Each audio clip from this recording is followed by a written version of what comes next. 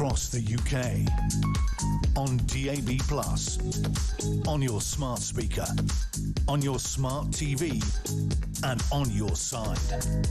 This is Talk.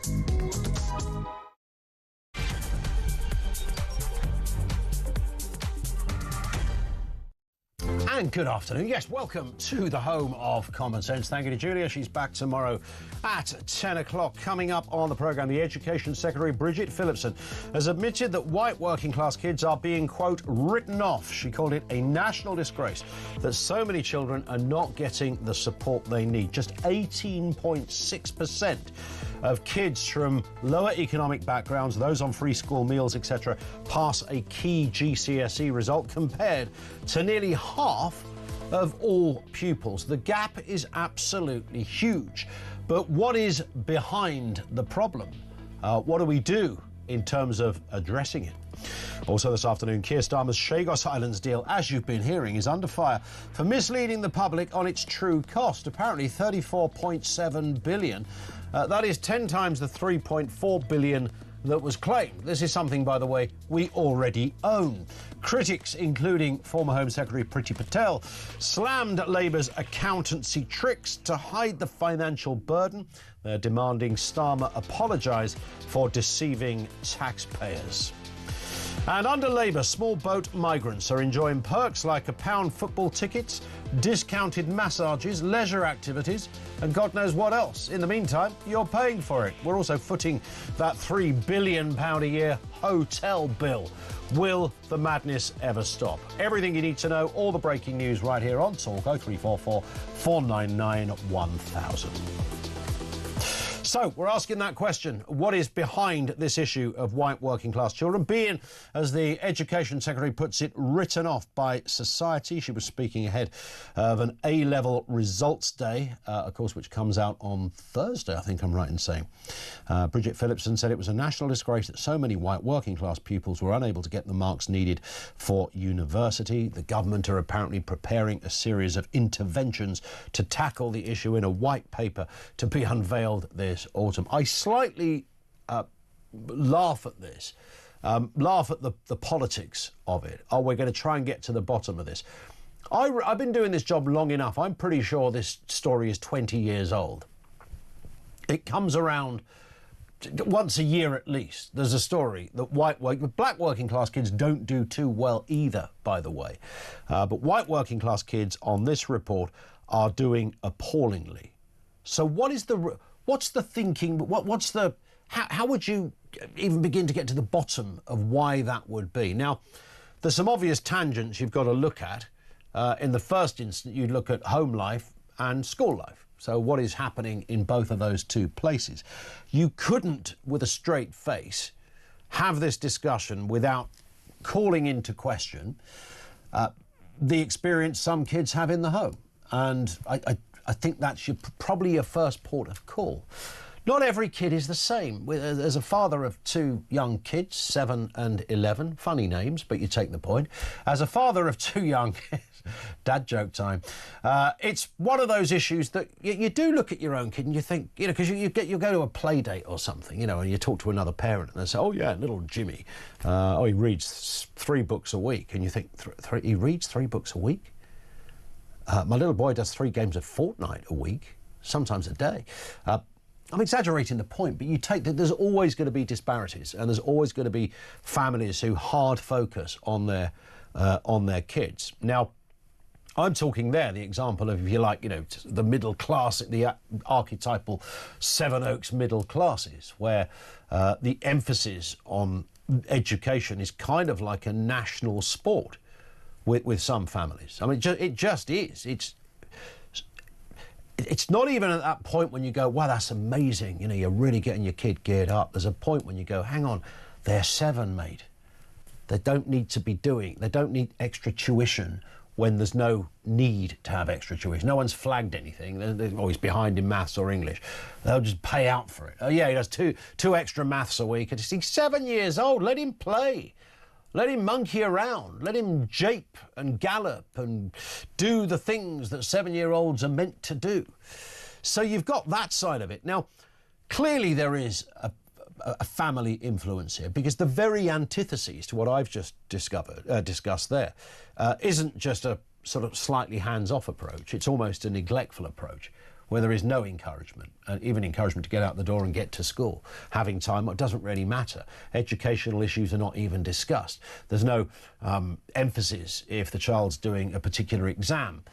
It's just not on the radar. It's just not on the radar. We could talk about the reasons why it's not on the radar forever. Some will say, we were talking about this in the office, some will say, well, what about social media? That's clearly a massive factor. Yes, I believe it is a factor. It doesn't explain all of this, because this story predates social media. It's been there for a long time. Why or what have white working class kids been left behind? What's your assessment of why that is?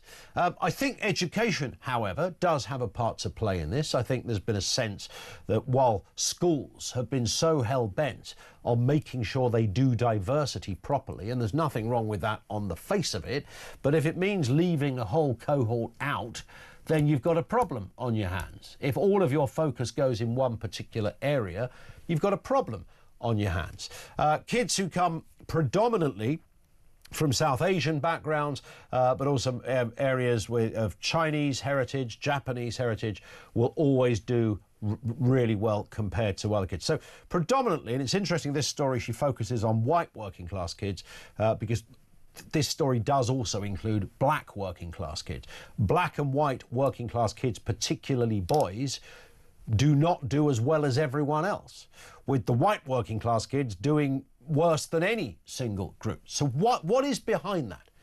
Because this is a crime scene, educationally speaking. It doesn't take long before the tipping point kicks in, where it becomes irredeemable. You can't really do anything about it. That kid gets to 14, 15, you're never going to make up that time. By that stage, a child has developed their personality and their thoughts and ideas to an even deeper level than previously. You'd almost never get it back. So how do we rescue white working class kids when it comes to education? What's the reason that you think they've been left behind? 0344 499 1000. So plans include publishing more data on how white pupils are performing, as well as harnessing artificial intelligence to identify schools that are falling short. It comes as Labour seeks to tackle claims by Nigel Farage from Reform that it has abandoned its traditional working class voters.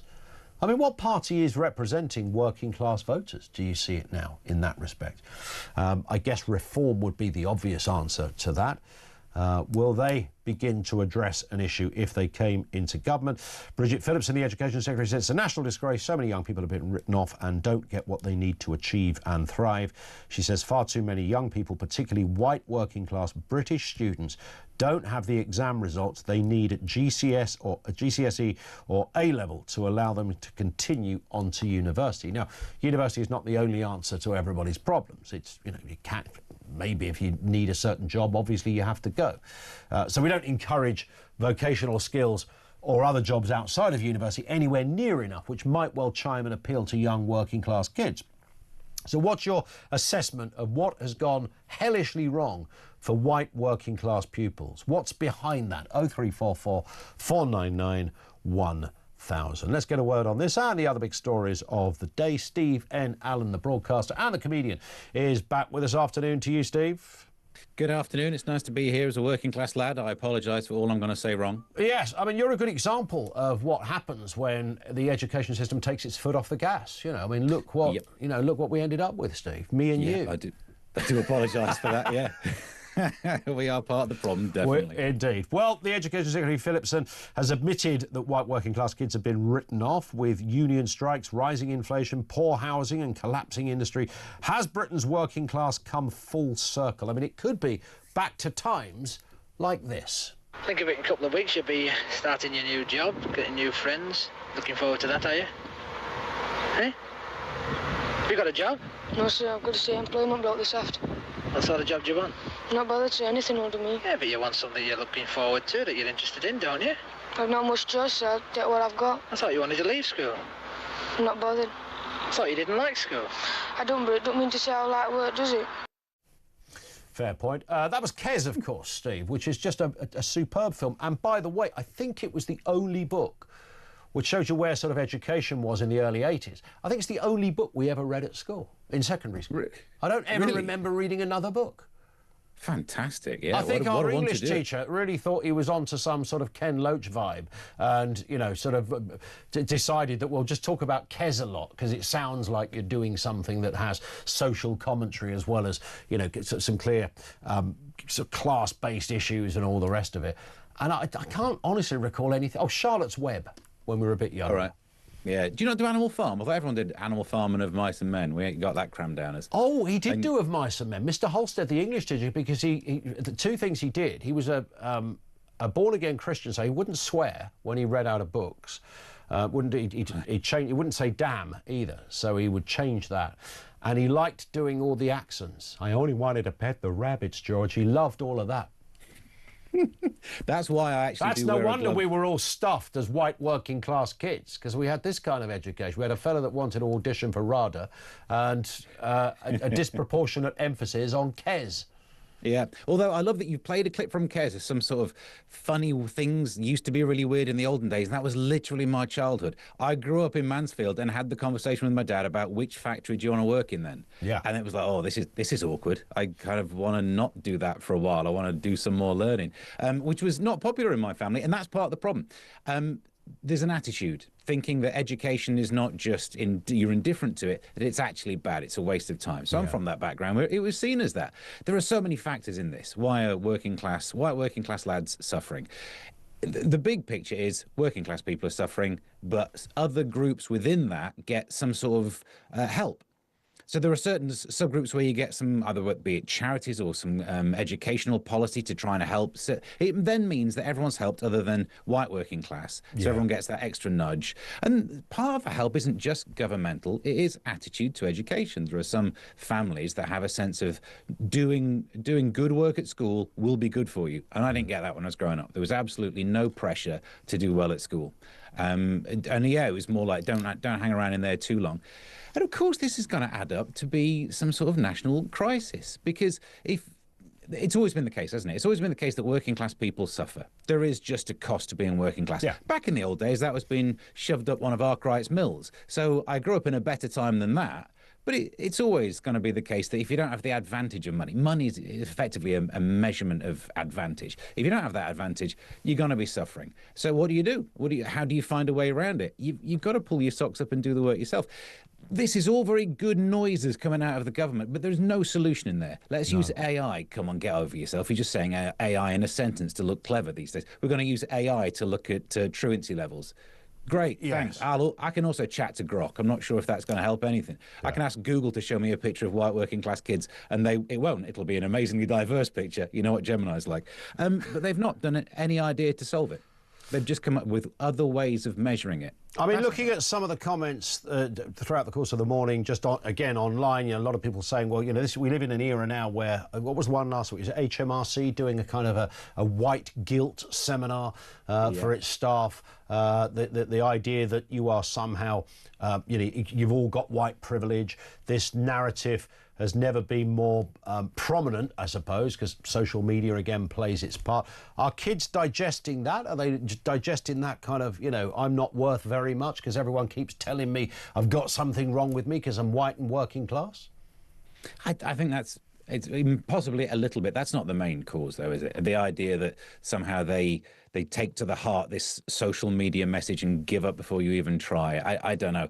I think the bigger issue is that there's no additional help. Yeah. It's not that the young white kids are thinking I'm not worth anything. It's just that there's no additional leg up. If your family's not interested in it because they don't like education, if the attitude towards education has changed. When I was starring in Kes, it was more, there were three sides to the argument at school: the teachers, the parents, and the kids. And during parents' evening, the teachers and parents would gang up on you, and you'd find out that, you know, you shouldn't be naughty at school. These days, if you're naughty at school, the teachers and the teachers are then facing off against the parents and the kids. Well, then you lose discipline. There's also loads of research that's come out today that maps this over family structure, which again you can find some seeds of your original your ethnicity will give some sort of data about how your family's going to stay together, that white working class families maybe don't stay together in the same amount. So you don't have dads around. And maybe I'm a bit pro-dad these days now that I've become one, but I see that we are quite useful, especially when it comes to things like discipline, and discipline helps schoolwork. Yep. So, you know, maybe part of it is to do with having dads around too. There's loads of stuff that interacts. It's intersectionality, which is the obsession of the left, and yet the one big one that streaks right through it, which is class, they ignore. And this story is about the intersectionality of class. It's one of the most important metrics about this topic. 100%. And many other topics as well, but it does sort of get relegated. It's only recently a few places have got, you know, the BBC, which always used to say, oh, yes, we'll employ people. You know, the BBC television centre, smack bang in the middle of, when it was first built, a working class housing estate in Shepherd's Bush. How many people were employed at the BBC from that housing estate? Because that's what they first said, apparently, back in the day. Oh, yeah, the local people can work here. Some did as cleaners and working in the canteen, and that's as far as it got. None of the big jobs went to anyone who lived round the corner. We're going to take a short pause, Steve. We're going to be back talking Chagos. We're also going to be speaking, in addition to all of that, Labour freeing 26,000 criminals early, eye-watering stuff, and, of course, over to you, particularly on that key question: why have white working class kids been left behind? What's your assessment or thinking behind why that grim statistic exists? 0344 499 1000.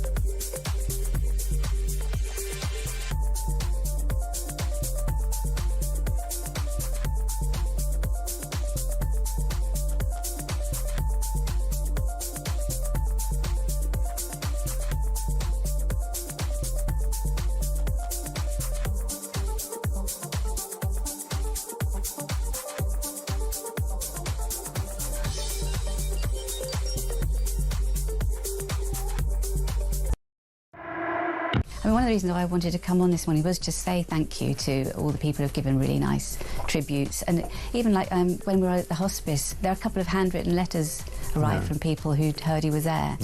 That he'd maybe spoken to once in 1970. He'd been kind to them and they felt the need to write in. So thank you to everyone. But there really wasn't anybody like him. No, he's a big hole to fill. It's just, I miss him terribly. He was thinking of making a little video, but he decided against that in the end, like a something to be played at his funeral or whatever, but he decided not to do that in the end. Across the UK, on DAB+, on your smart speaker, on your smart TV, and on your side. This is Talk. 1:20 on Talk. Steve N. Allen is with us. Let's move to this story, Steve. Official figures revealing that Labour's Chagos deal is going to apparently cost 10 times more than it claimed. Let's have a listen to what Keir Starmer said about the cost back when it was first announced. This cost is part and parcel of using Britain's global reach to keep us safe at home. And it will be less than the cost of running one aircraft carrier for a year. Today's agreement is the only way to maintain the base in the long term. Now, this is interesting, Steve. I'm convinced nobody really knows what the hell is going on here, including the people that carved out the deal, because it seems... I mean, the whole thing seems upside down. Here's something we already own, which we've sold to someone else, and then we're going to pay them to lease some of it back. I mean, that just seems all shades of muddled up. But the eye-watering headline from all of this today is that apparently it's going to cost 10 times more than was first announced. Yeah, and it's all to do with some sort of accountancy trick, as if we didn't already hate accountants enough. It just seems shady, doesn't it? Like, it feels like a meeting was done saying, is there any way we could spin this? Can we get the spreadsheet guy? Can we get the spreadsheet guy to find a way to make a number look small enough? We're going with that one, and we will disavow any other number that gets thrown at it. One of my favourite clips I heard played earlier on was when people were, Keir Starmer was throwing around this 3.4 billion, and people were saying, no, it's likely to be 9. And there's an interview where he said they were way off. I mean, he's right. They were way off with 9 billion. He's sneaky. You got to watch out for this, haven't you? Because if it's over 30, then yeah, I mean, I guess he wasn't lying during that bit. But it doesn't mean that we trust politicians. Why do they do this? By doing this, and you get caught out at some point. Now means, well, do we ever trust any numbers that you ever talk about ever again? Because if we don't trust the numbers that come out of politicians, there's not an awful lot left. Because their game really is numbers, isn't it? Especially when you've got the economy involved. Indeed, it's all about the numbers. We did contact the government and say what's going on here. They replied with this. They say the Diego Garcia military base is essential to the security of the UK and our key allies. The average cost is £101 million per year, and the net present value of payments is £3.4 billion. This is less than 0.2% of the annual defence budget. They say the cost compares favourably with other international base agreements, and the UK-US base in Diego Garcia is larger, in a more strategic location, and has unparalleled operational freedom. Now, that's all fine, but they don't address the question of where the figure of 10 times the original cost came from. They're sticking with it, to quote a phrase. Yeah, and also if you look at the first sentence, the last sentence in there, it's an important base, it's a strategic location, it's so crucial. Maybe we should have kept it then. It very much feels like you're making a very good argument about why we should have kept it rather than giving it away and then paying for the... I mean, it's amazing, isn't it? I know they're meant to be a party that doesn't particularly like landlords, but then don't make Mauritius one. It feels that's what you've done. You've made them a landlord, and then we're going to pay them so much money that the people who live over there will be paying way less tax than we are at a time when we've paid some ridiculously high amounts of tax.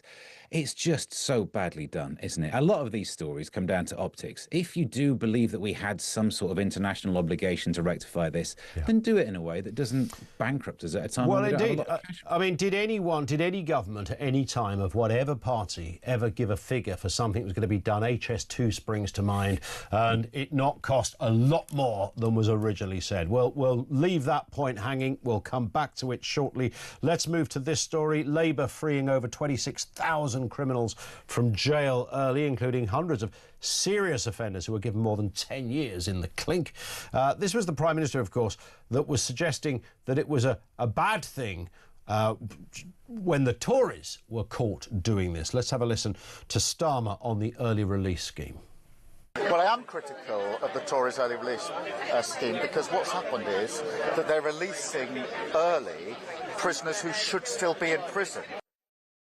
Yeah. And now, so is he. The definition of it. That's literally, yeah, that's right. That's literally. What the problem with the prisoner early release scheme is they're releasing prisoners early who should be in prison. Yeah, that's kind of the point. But anyway, 26,000 more have managed to walk to freedom since Labour came to power. What are we making of this, Steve? So we're not doing prison anymore. That's what we're finding out. Yes. Turns out it's not a thing. I mean, I know they were letting people out at 50% of the way through their sentence anyway, which kind of feels like giving in on prison, and reducing that down to 40, just because, every time we've talked about this and we've shouted, build more prisons, and they've not done. That's why. That's what this is about. But at least when it was happening before, we were promised that it wouldn't be violent criminals and the kind of people that would be released. You want them back in your community. Oh, you'll be hugging them like David Cameron in a hoodie. You would absolutely love to see these people back. But then it turns out the people getting 14 years.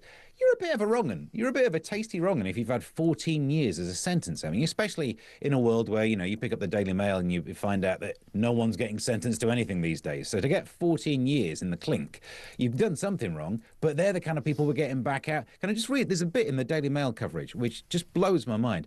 People jailed for sex crimes, terrorism and serious violence offences are excluded, but offenders sentenced to less than 4 years can be freed, including people convicted of manslaughter. Yeah. Less than 4 years being convicted of manslaughter. I mean, that you in just itself, not like the victim. Yeah, that's the headline a headline in itself, of course. Yeah. But this ultimately, as we all know, is not to do with some sort of philosophical belief that this early release is going to contribute to rehabilitation. This is down to the fact we haven't got enough prison places, and we need to make some room for the new recruit of criminals. But they won't be there long. I mean, we'll put the new criminals will be in there. They'll be Yep. released early. I think fundamentally what I'm saying is the problem with the early prisoner release scheme is that this scheme releases prisoners early. And that's fundamentally what's wrong with it. That is fundamentally the problem. Let's go to this story. The number of small boat migrants to reach Britain under Labour is set to hit 50,000. Another 435 arrived on Saturday alone. Watch this space this week, of course. The weather is glorious out there. The tranquil sea that is the English Channel will be a magnet to anyone wanting to leg it from France to the UK. So increase of 50% with nearly 20,000 arrivals in the first half of this year alone. This is not going to end well for this government by the tail end of 2025, Steve. No, that's true. And I mean, I'm sure the French will be helping to keep that number down by really limiting all of their departures. They won't be. They'll be taking our $500 million and just all these French police officers looking out of a window, just smoking, just some sort of film noir style as they spend our money on something else as the boats make their way across. But Macron was right. For the kind of people who ordinarily would be, loving Macron and hating the Daily Mail and all the way that you can have your siloed points of view, you've got Macron saying part of the issue, and you will never fully manage to smash the gangs if you still have pull factors, incentives, if you have a reason for people to make that last bit of the trip, then until you solve that, you'll never solve anything.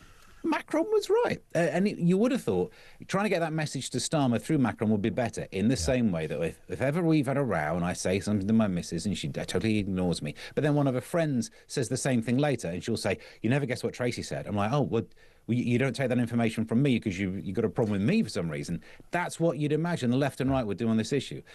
So, yeah, you can't just smash it. You can smash a gang, but the gang gets replaced while ever there is demand for a service. Yeah. So this will continue until you find a reason for people not to make that last bit of the journey. Do I think one in, one out is going to do it? No. I mean, I don't think anyone does. I think the one in, one out scheme is effectively something for a press release so that the government can say, well, we have this deal in place. No one thinks it's going to scratch the surface. No. So until you find a way of actually making it not worth the trip, and we all agree, like left and right, no one thinks that trip should be happening. It's dangerous. It costs lives. Find a different solution. But at the moment, there's nothing on the table, is there? No, nothing at all. Steve, on that point, we finish. Steve N. Allen, the comedian and broadcaster, thank you to him. Over to you on that question. Why have white working class kids been left behind? We're going to be speaking in a couple of moments' time to Connor Tomlinson, who's a contributor at Courage Media, but also has very big views and opinions on where it's all gone horribly wrong for white working class kids. It's not an entirely new story, as I said before, but what is tragic, if you like, about this is that 10 years ago, at least 10 years ago, when I first read those headlines, white working class kids are being left behind. Every year that story comes up. Somebody goes, oh, have you noticed? Why? Yeah, you told us last year. And no one's done anything about it. No one's bothered to really try to get to the root of where it's gone wrong. The government is saying they're going to try and publish more data on how white kids are performing and also harnessing artificial intelligence to identify failing schools. I think there's something more fundamental happening here and we need to get to the root of it. What is your assessment? Why have white kids, white working class kids, been left behind? 0344 499 1000.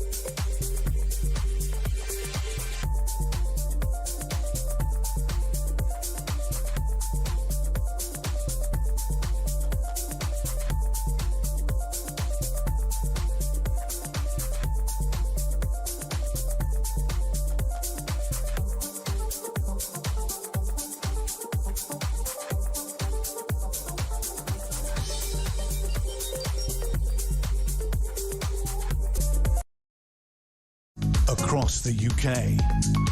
On DAB+, on your smart speaker, on your smart TV, and on your side.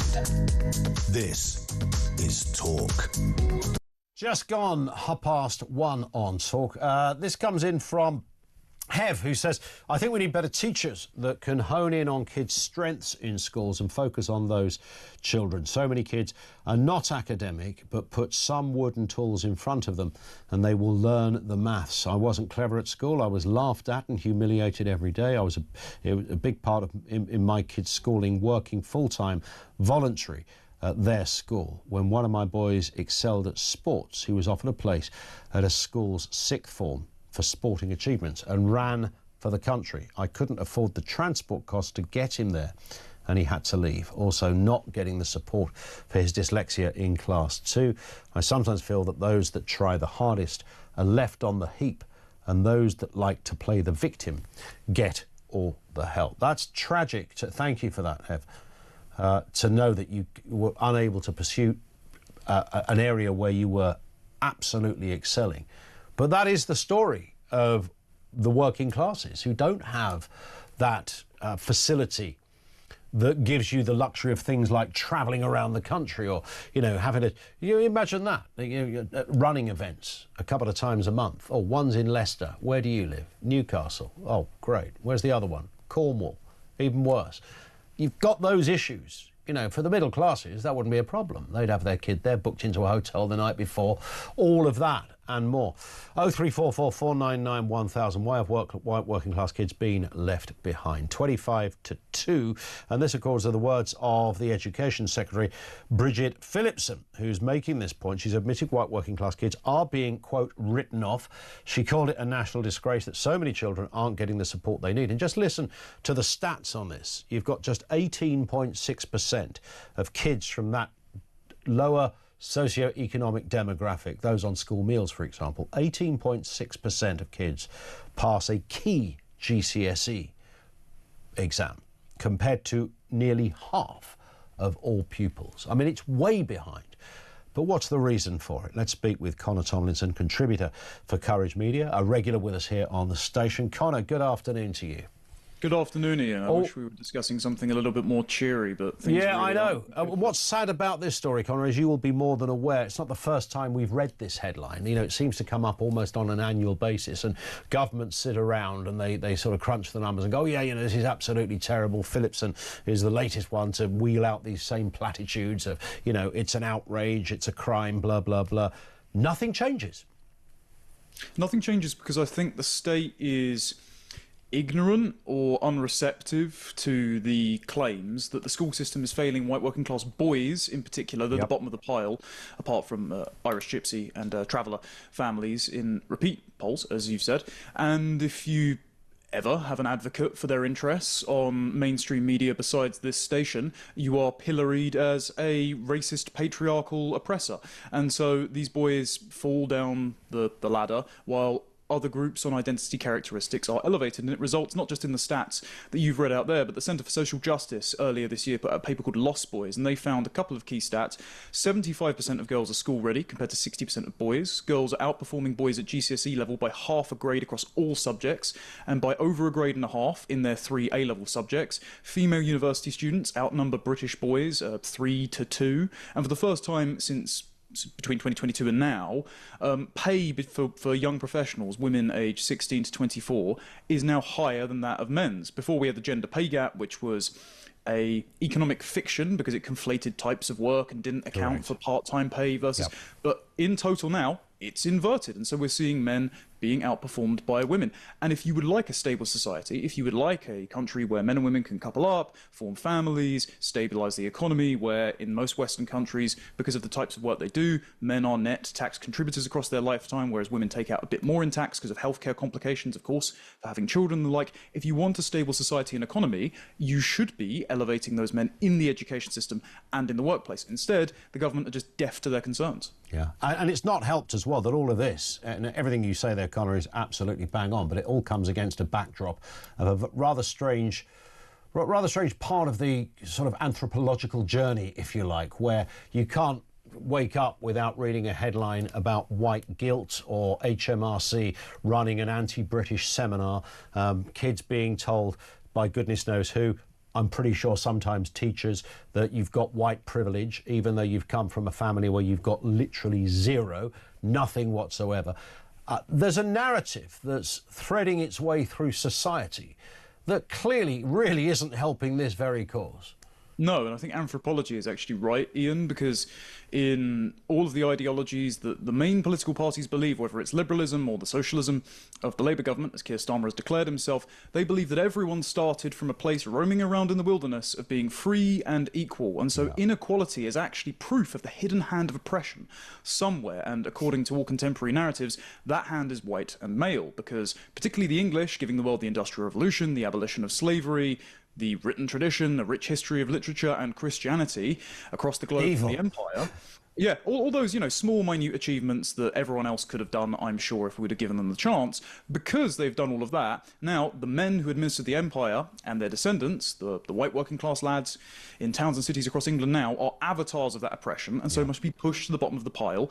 And now all of these jobs that they're working to fulfill because of the transformation in the economy, in large part thanks to the Industrial Revolution and the internet, has shrunk traditionally male disciplines like manufacturing and agriculture from 40% of the economy about 50 years ago to just 16% of the economy now. And those knowledge economy jobs not only require you to go to university, where lots of white working class boys aren't, and they are punished in admissions because of diversity requirements, but also they're competing with the rest of the world for job opportunities, thanks to remote working, thanks to the repeal of the need to advertise to British people first by Boris Johnson, but also those jobs are going to get cut up to 30% by AI and automation. So unless you're going into the trades, and the education system doesn't encourage you to do that, it encourages you to learn a broad brush of subjects in ways that aren't very ergonomic to boys' inclination towards hands-on learning and rough-and-tumble play, as the person who messaged in earlier said. Unless you're going into the trades early on, it's actually a lot harder to get a head start in the workforce, to earn a living, to have a family, and that's why among boys 15 to 19 now, their suicide rate is treble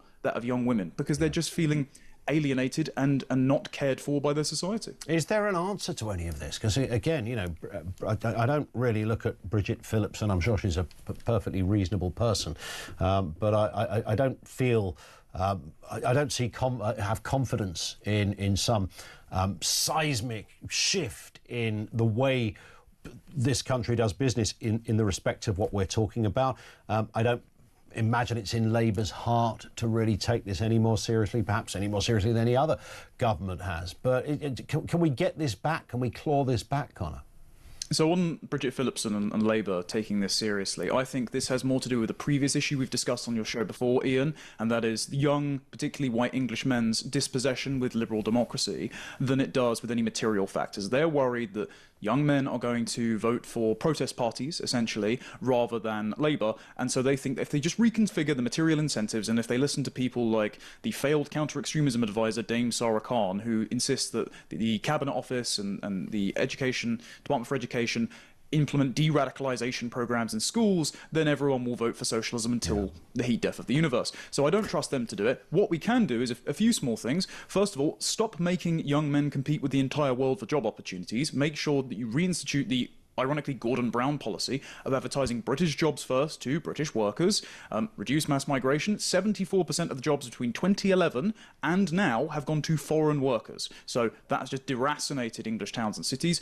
Get rid of all the DEI requirements that mean that white men are put to the bottom of the list for hiring despite their competence, and maybe lift the yoke of punitive taxation, it being the highest since the Second World War, so that people can keep more of their earnings, buy a home, have a family, and have a stake in society going forward. Yeah.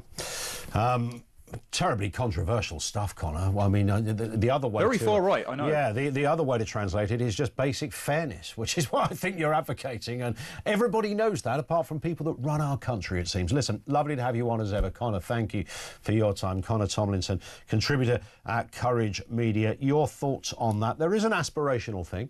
I don't blame everything on the government on these things. I agree wholeheartedly with pretty much everything Connor just said. There is a home life issue as well. Parents are number one.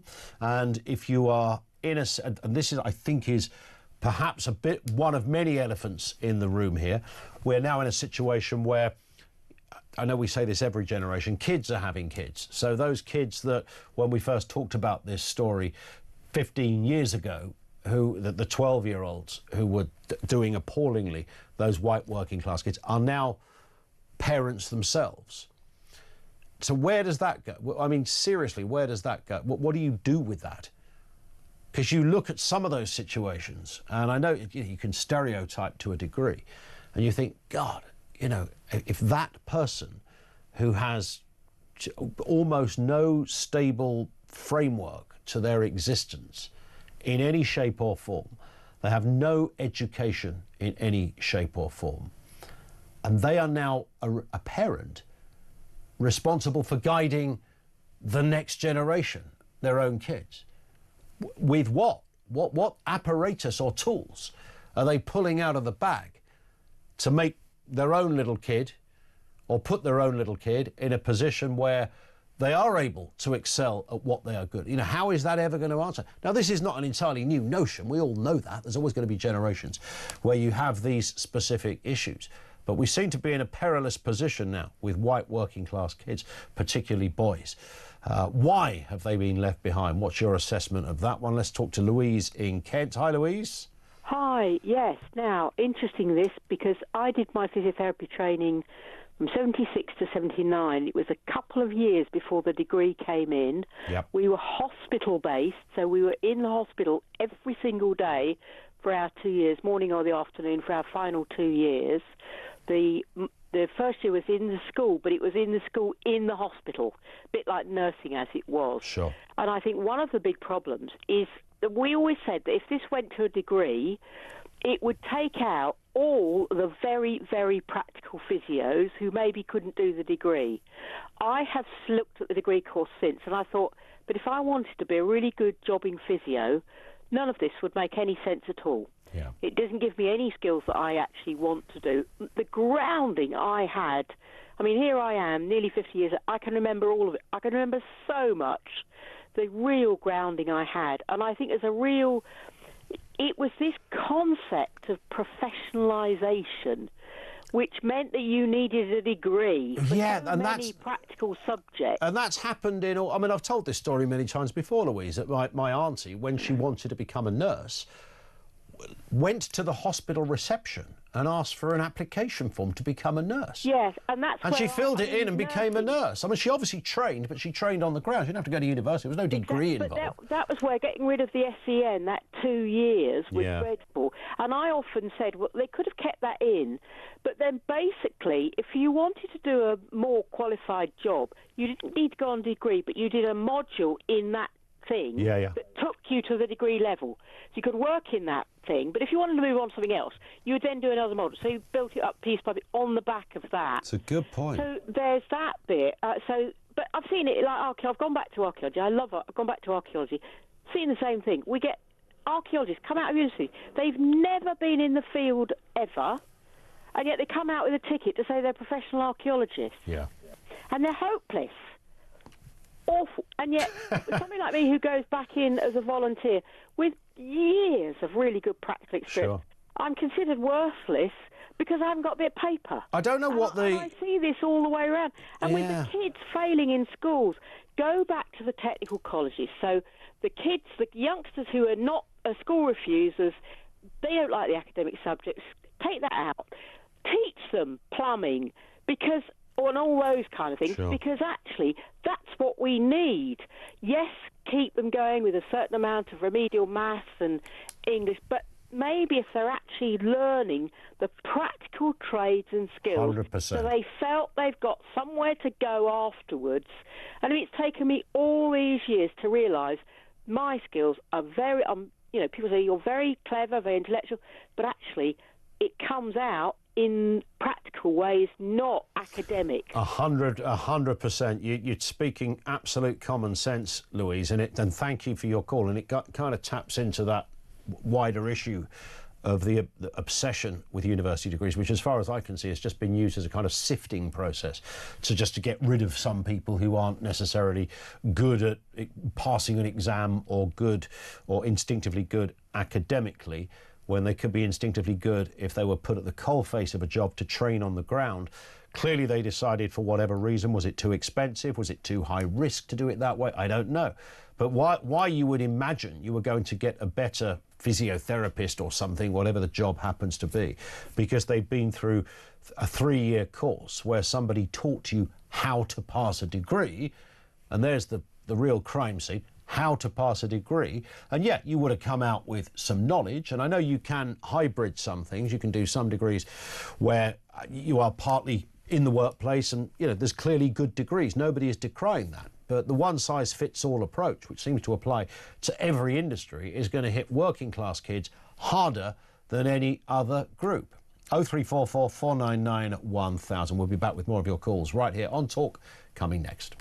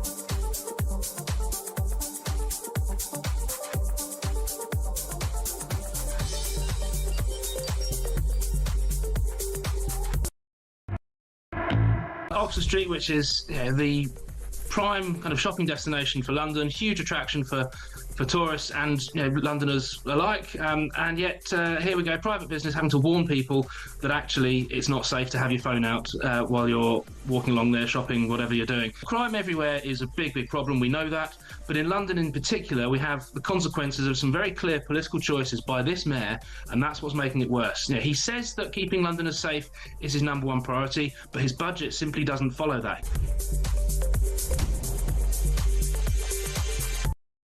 Across the UK, on DAB+, on your smart speaker, on your smart TV, and on your side. This is Talk. So many messages coming through on this. Betty says the UK's mess is due to Blair's kids having kids now. They created a super race of dependents, and all men are scum compared to anyone else on the planet. Society deserves what's coming.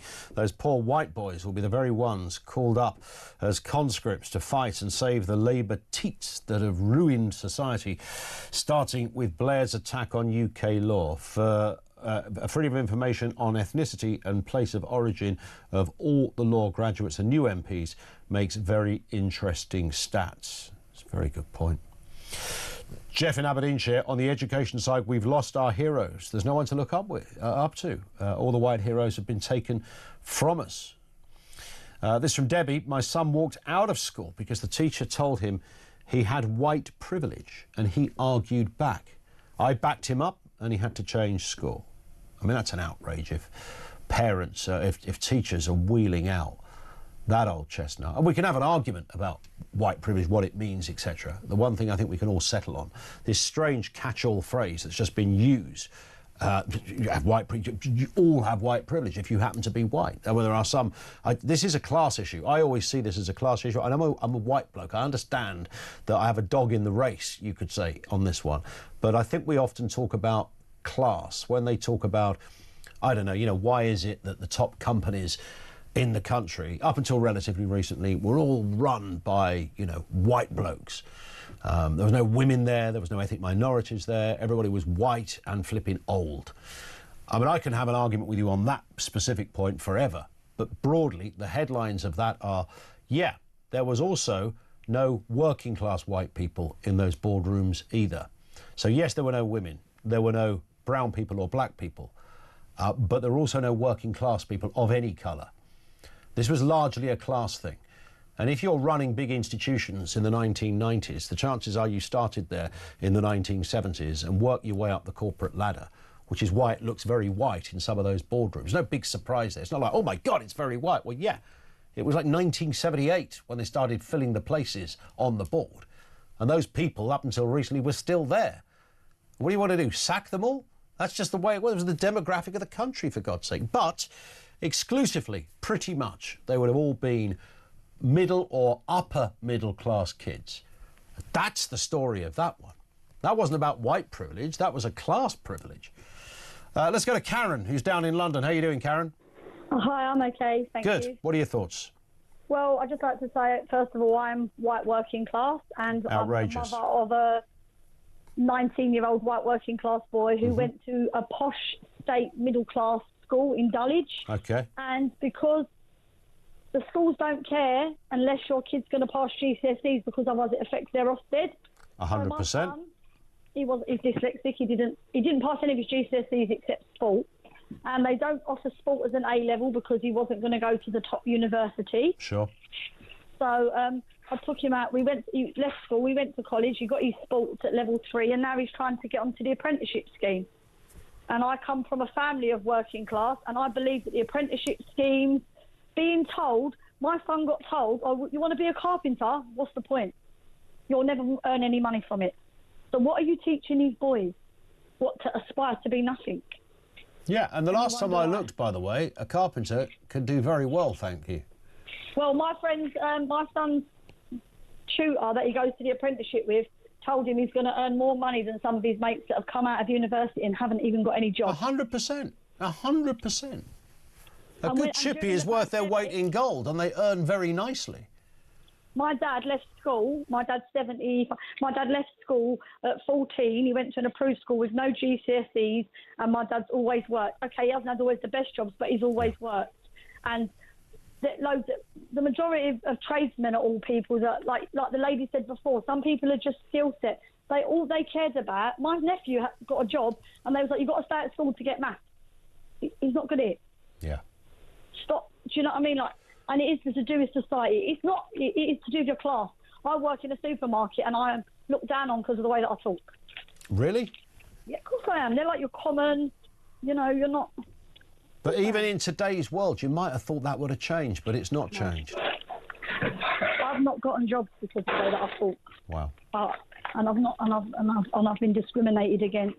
And Just people find that hard to believe because I'm white. No, I kind of do find it. I do find it believable, and it's extraordinary that we're still ticking those stereotypical boxes in the 21st century. Karen, you've been great. Thank you very much indeed for that. I want to get another word in before the news. This is Anne in Sussex. What are we making of this, Anne? Good afternoon. Well, hopefully, please God, I've got time just to make a couple of points. Yeah. One is I taught. I had under 5. Children from almost conception to 5. Little boys do need a lot of time and care. Little boys are usually the ones you will hear crying in some supermarkets and wherever. They're very sensitive. And sadly, our society today doesn't understand that. The children often have to go to nurseries, not because parents want them to. They have to. And because they have to work. We don't have the health visitors that would visit mothers when they have their babies that first year or so and help them to parent. That's all gone. And the other strand is that I was in care, so my children all left school with nothing. And then after a few battles, thank God, every child has to have somebody to fight for them. I mean, my son's a doctor. His IQ was 150, but school failed him abysmally, and 3 of the children went to university. But today, university is to program them, which is why our society is in the mess it is. It's almost better that, like my husband, who was a mechanic, and that they use the skills. And we did have the technical colleges, and we did help. I never learnt about class until I started studying social policy, and then I realised we've got low class, high class. It's everywhere. It's even when people pretend it isn't. It really is. And the greatest example is in this compulsion to have to go to university when you leave the school. other point is working with a lot of different families from Bangladesh and different religions. Those women don't go to work in many of them. Yep. They have quite a number of children, and I've been almost envious of the way the children seem to belong to everyone. They've got the family structure that we have lost. Yeah, that's a very good point. Yeah, I mean, when I lived in East London, and that's a very, very mixed community, as you can imagine, that was absolutely the case. And there was an envy of that, a real envy. I know there were some sort of social cohesion issues surrounding it, but certainly in terms of sticking together as a community and helping each other, and that would kind of, childcare would never be you wouldn't be looking in the window of the newsagents for a babysitter, because you knew that there was an auntie or a cousin literally just around the corner, or often next door, possibly even in the same house, that would do it for you. Anne, thank you. Another great call. Anne in Sussex. Over to you again in a few moments. 0344 499 1000. Why have white working class kids been left behind? We'll do some more of your messages as well. There's some absolutely incredible ones come through. Happy to read that out. Does it start in the home, but then compounds in the schools? That's my reading of it. Ultimately, look, we can't all have very entrenched and passionate beliefs on parental responsibility and then suddenly change that when it comes to a headline such as this. So I retain the position that the parental element to this is key, crucial and number one. But we can't let the schools and the education system off the hook either. More from you coming up after the news at 2.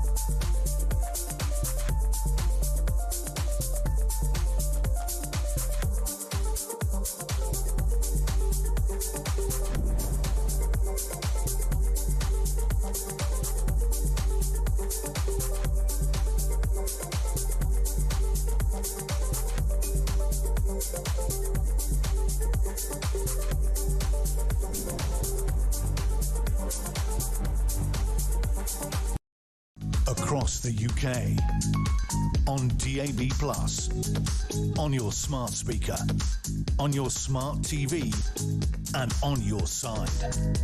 This is Talk.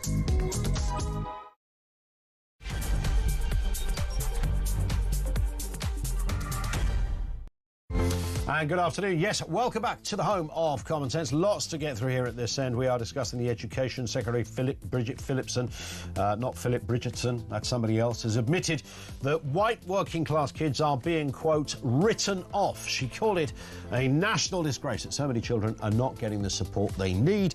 There's just, this is a harrowing stat, 18.6% of kids on free school meals pass key GCSE exams, just 18.6%. That compares to nearly half of all pupils who pass a key GCSE. It's palpable, the evidence is there, but nothing is being done and never has been to address the disparity.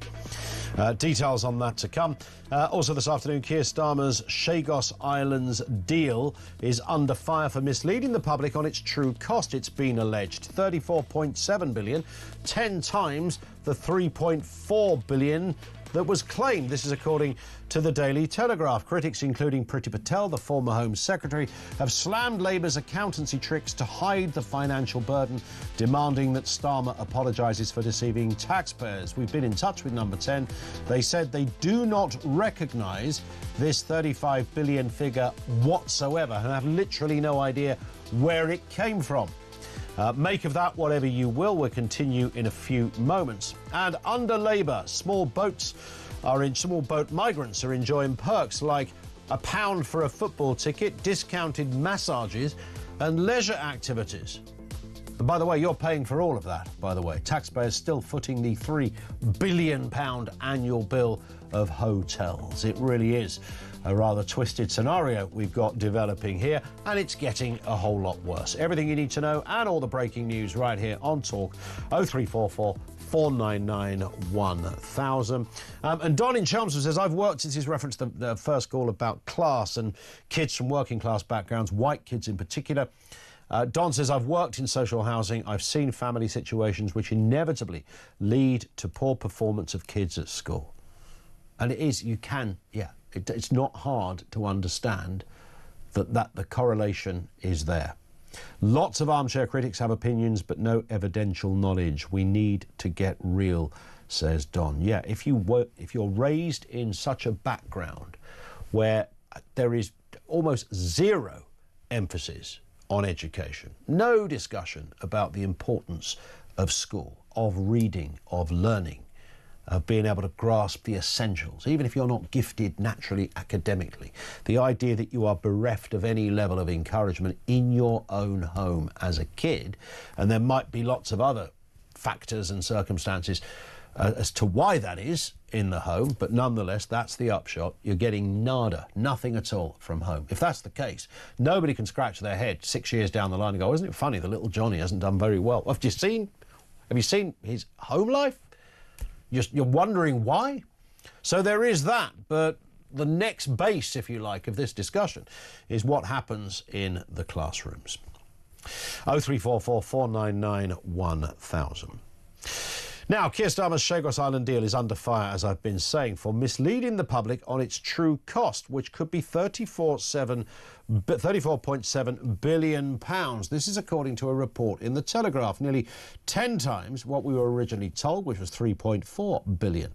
I mentioned Home Secretary and others, former Home Secretary Priti Patel, slamming Labour for accountancy tricks to hide the financial burden, demanding Starmer apologise for deceiving taxpayers. Now, the government has completely, we've been in touch with Number 10, they've completely disputed this. They are totally bereft of bereft of any knowledge as to where this figure of 34 billion has come from. A government spokesman told us this: the Diego Garcia military base is essential to the security of the UK and our key allies. The average cost is 101 million per year, and the net present value of payments, therefore, is 3.4 billion. This is less than 0.2% of the annual defence budget. They go on to say the cost compares favourably with other international base agreements. We have many of these around the world.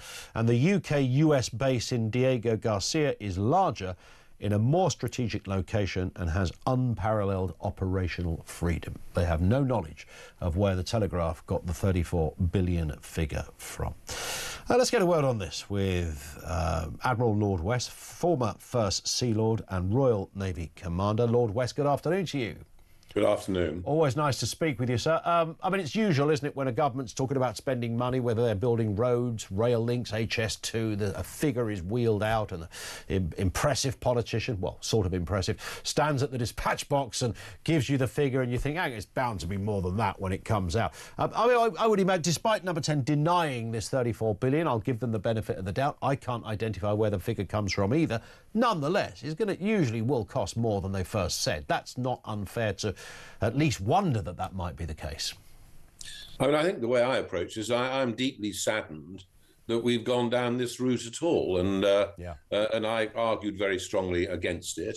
There was absolutely no requirement for us to do anything at all. There were some people, I think, who want to do some virtue signalling, and if they think that's going to make the countries in the world that rather dislike us like us more, they're kidding themselves. But I know very well, probably better than most people in Britain, exactly the value of that base. Yeah.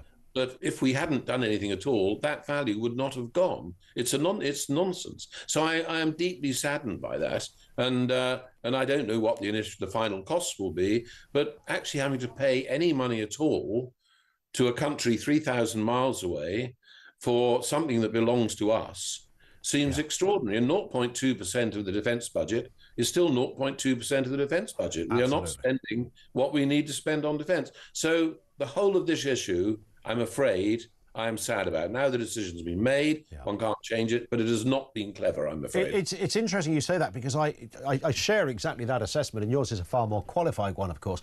But I keep, you know how every now and again you're hoping for someone to go, that's the reason they did it. You know, you're waiting for this sort of bit of extra information that was missing from the first press release or the first announcement. Now it makes sense, but we haven't seen that. And as you rightly articulated there, Lord West, I mean, it's very hard to find a logical reason. There wasn't even a big agitation for us to give it to anybody, and that's the curious part about it. It's almost a voluntary thing on our part. It's extraordinary, and I think Keir Starmer has some very strong aspects about him, but I think he got very bad advice on this. I jolly well wish they'd just asked me for some advice when I can't say anything about that. But I mean, there was absolutely no need to do anything. We didn't need to do anything, and it is extraordinary that the Mauritians, I'm afraid, who are like mini colonialists. It makes me laugh that the whole of this thing relates to past colonialism.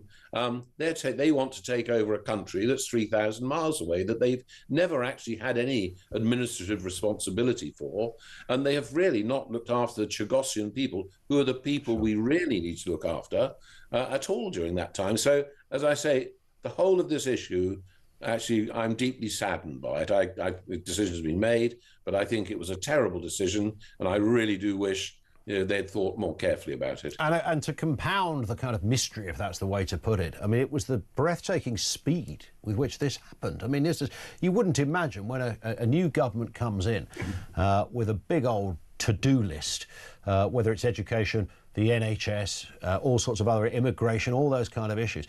The idea that this somehow found its way to, the top of the list, that they addressed it within months of coming to office, it almost compounds the mystery of it. I mean, why the urgency for it? No, I agree. I find it extraordinary.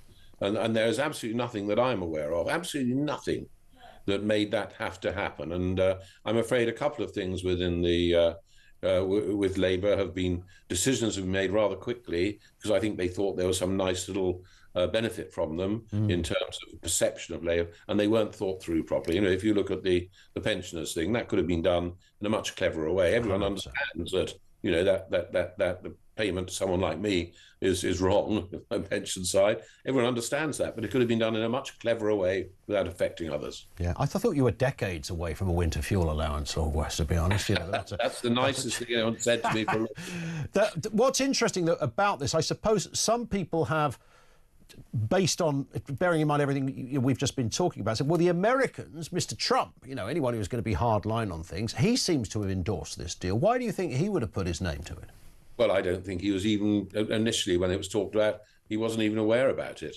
And I'm sure he was briefed that, this is okay. I mean, actually, he's a great deal person. I mean, the Americans gain more benefit out of the base than we do. Yeah. maybe he'd have liked to have paid. Can you imagine? Trump would not have paid Mauritius the money it's paying. He'd have told them to get stuffed.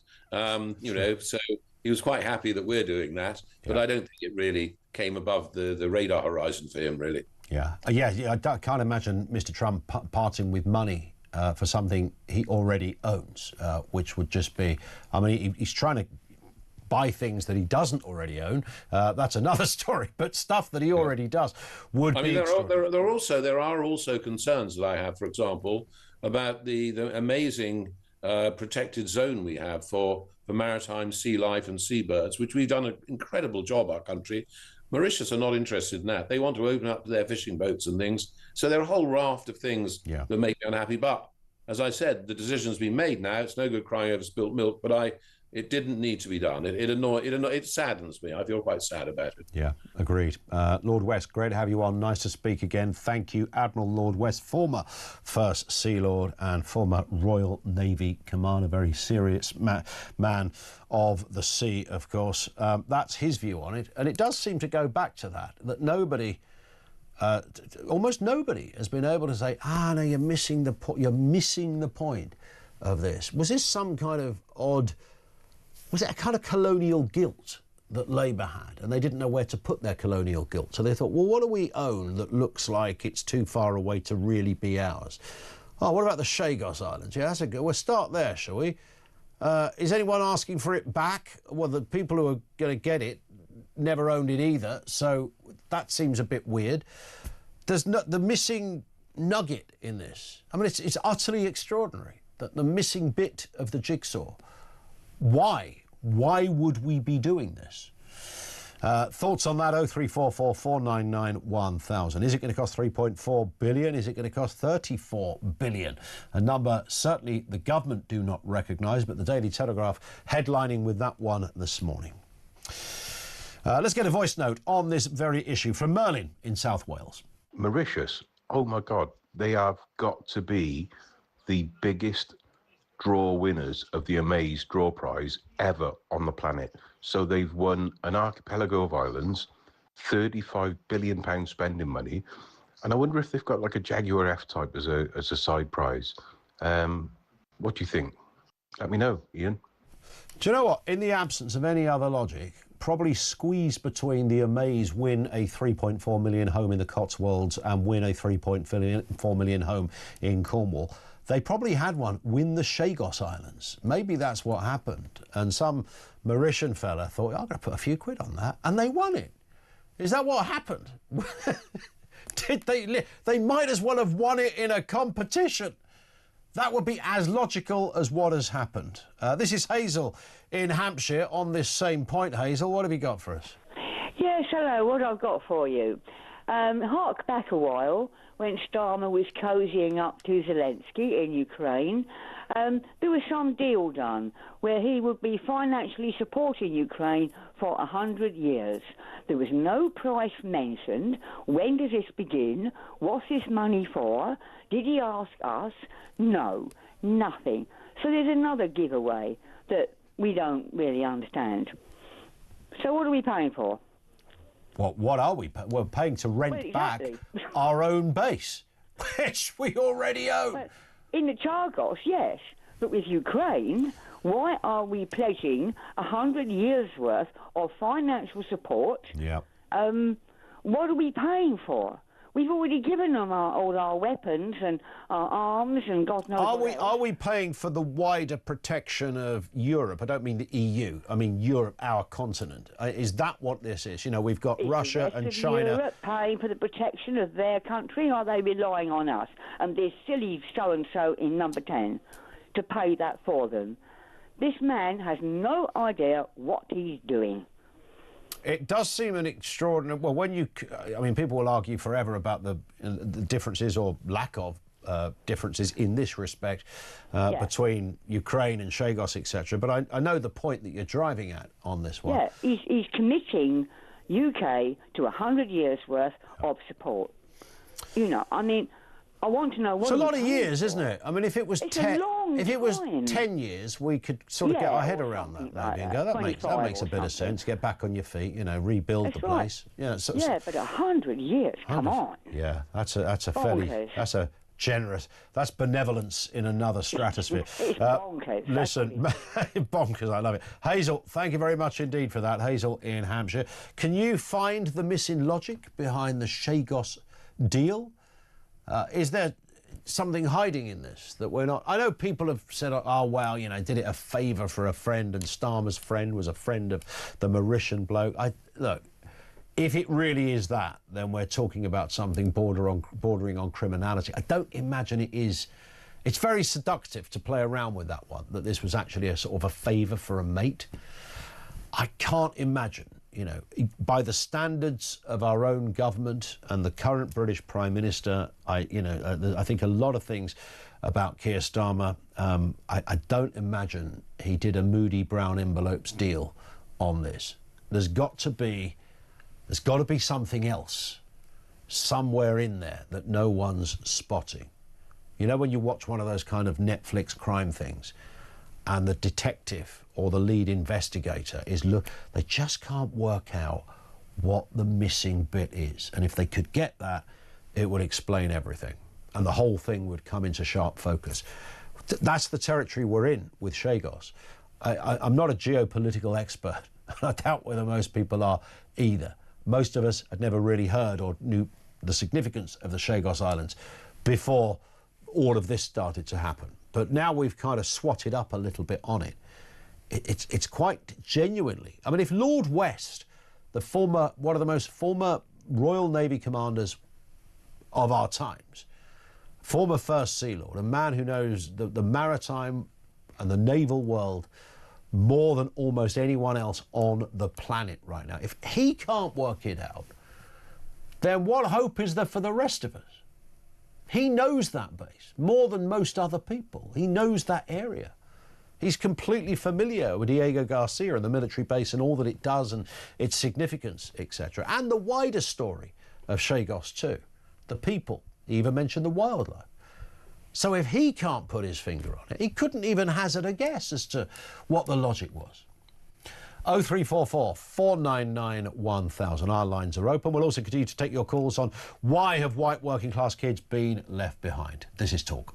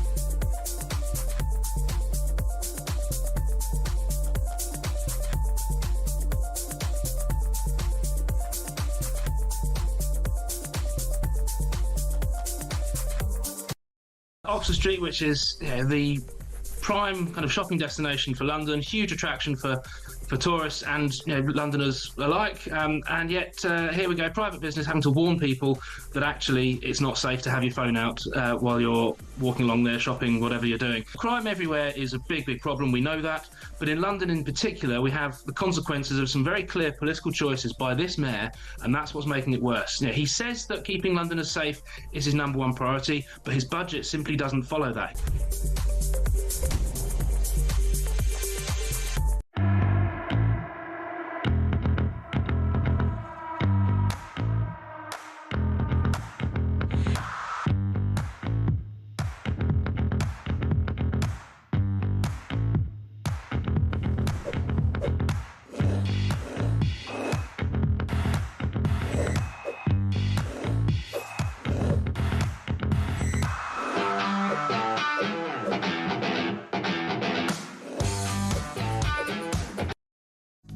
across the UK.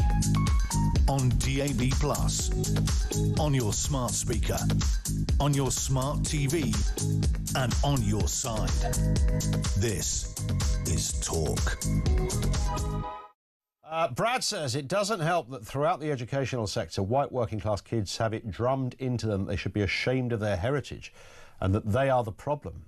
I think there's something in that. You can't let that go, or this conversation go, without factoring. I mean, how many stories do we do on white guilt and and sort of daft DEI initiatives that must at some level trickle down into schools? And if schools have been told, you know, we've got to make sure that we've got great grades, particularly among kids who've come from, I don't know, immigrant backgrounds, to coin a phrase, if that additional focus on those kids has been at the expense of Indigenous kids, then that might explain something. I don't think, by the way, that's the whole story, but I'm pretty sure it's probably played a bit of a part. Let's get a voice note on this strange, bizarre system that's going on. This is from Kelvin. Good afternoon, Ian. Just listening to your conversation there with that lady about putting people in that, you know, into work and train them up that way rather than have all these degrees and everything. You know, he's a good example that pays off. Look at how the Roman roads were built. Nobody had GCSEs or A-levels, O-levels or anything like that. They knew nothing. And yet their roads were built and they've lasted thousands of years. Our roads have been built with people with GCSEs and all the rest of it. And look how crap they are, full of potholes everywhere. Good example, isn't it? Hi. So great, Calvin. Thank you very much indeed for that. And he went for the Roman card early doors, but he was right to do so. I mean, the Pythons get, you know, what have the Romans ever done for us kind of thing. Nobody ever stopped them and went, excuse me, have you got a GCSE? Just before you start lobbing that shingle or whatever the hell they made it with at the time down on there. Where's your qualification? Well, we're kind of using our head, and we're not perfect, but we think we're onto something here. They're quite straight, these roads. We think it'll be beneficial to get from A to B in their best Italian or their best English with an Italian accent. Who knows? But you take the point. The overplaying the absolute necessity for a thing called a GCSE or an A-level, whatever it is.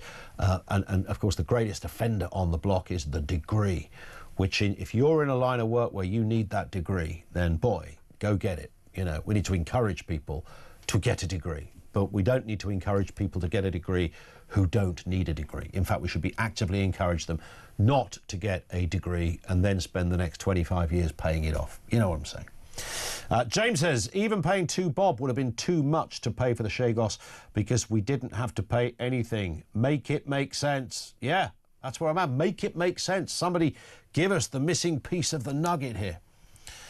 Back to education. Bernie is over here in Surrey. How you doing, Bernie? I'm very well, Ian. How are you? Yeah, very good, thanks. What are your thoughts?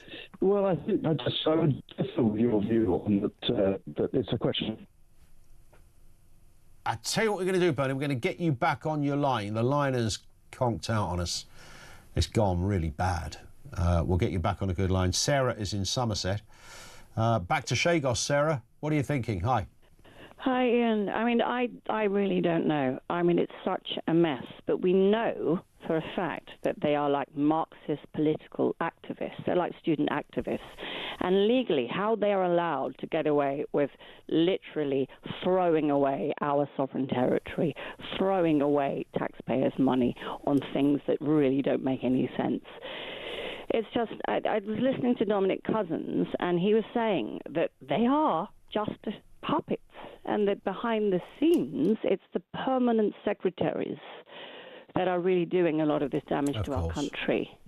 So who are they? We need to be shedding a light, not on the circus characters, but on the permanent secretaries and the actual mechanisms of Whitehall, the people within Whitehall that hate us, that hate our country, yet live here and only want to destroy it. Wasn't there a story, Sarah, and this is sort of, I'm just going to invoke Occam's razor here on this one, because there was a story that, you know, a friend of Keir Starmer was a friend of, you know, some head of Mauritius or some senior person in the Mauritian administration or something like that, and that's how this came around. Now, That sounds like a conspiracy theory, but in the absence of any other answer, could it really be that simple? Well, look at Lord Hermer. He was in my mind when I was saying that, yes. Yeah.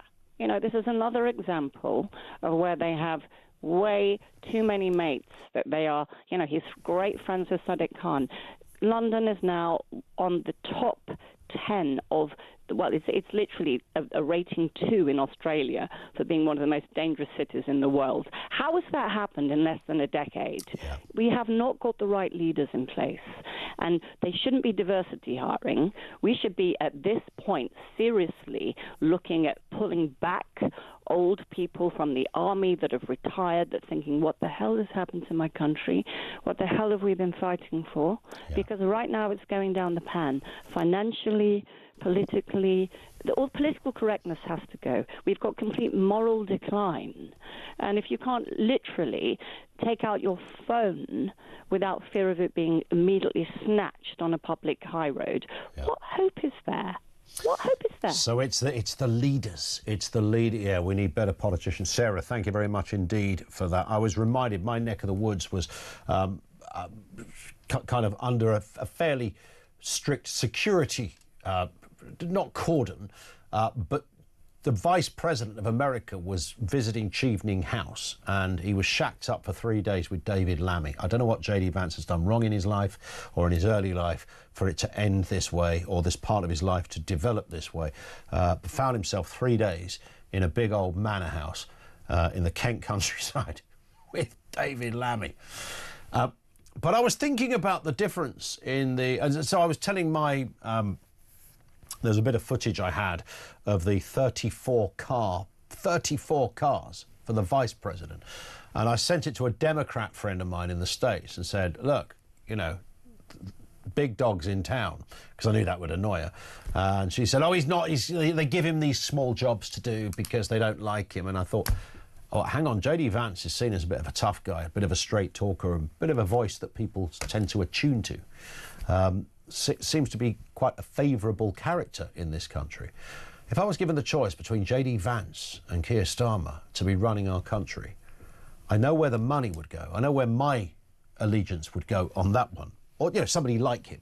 And I also know that Chagos wouldn't have happened, and I also know I would hear some very animated tones about things like phone theft and stabbings and goodness knows what else.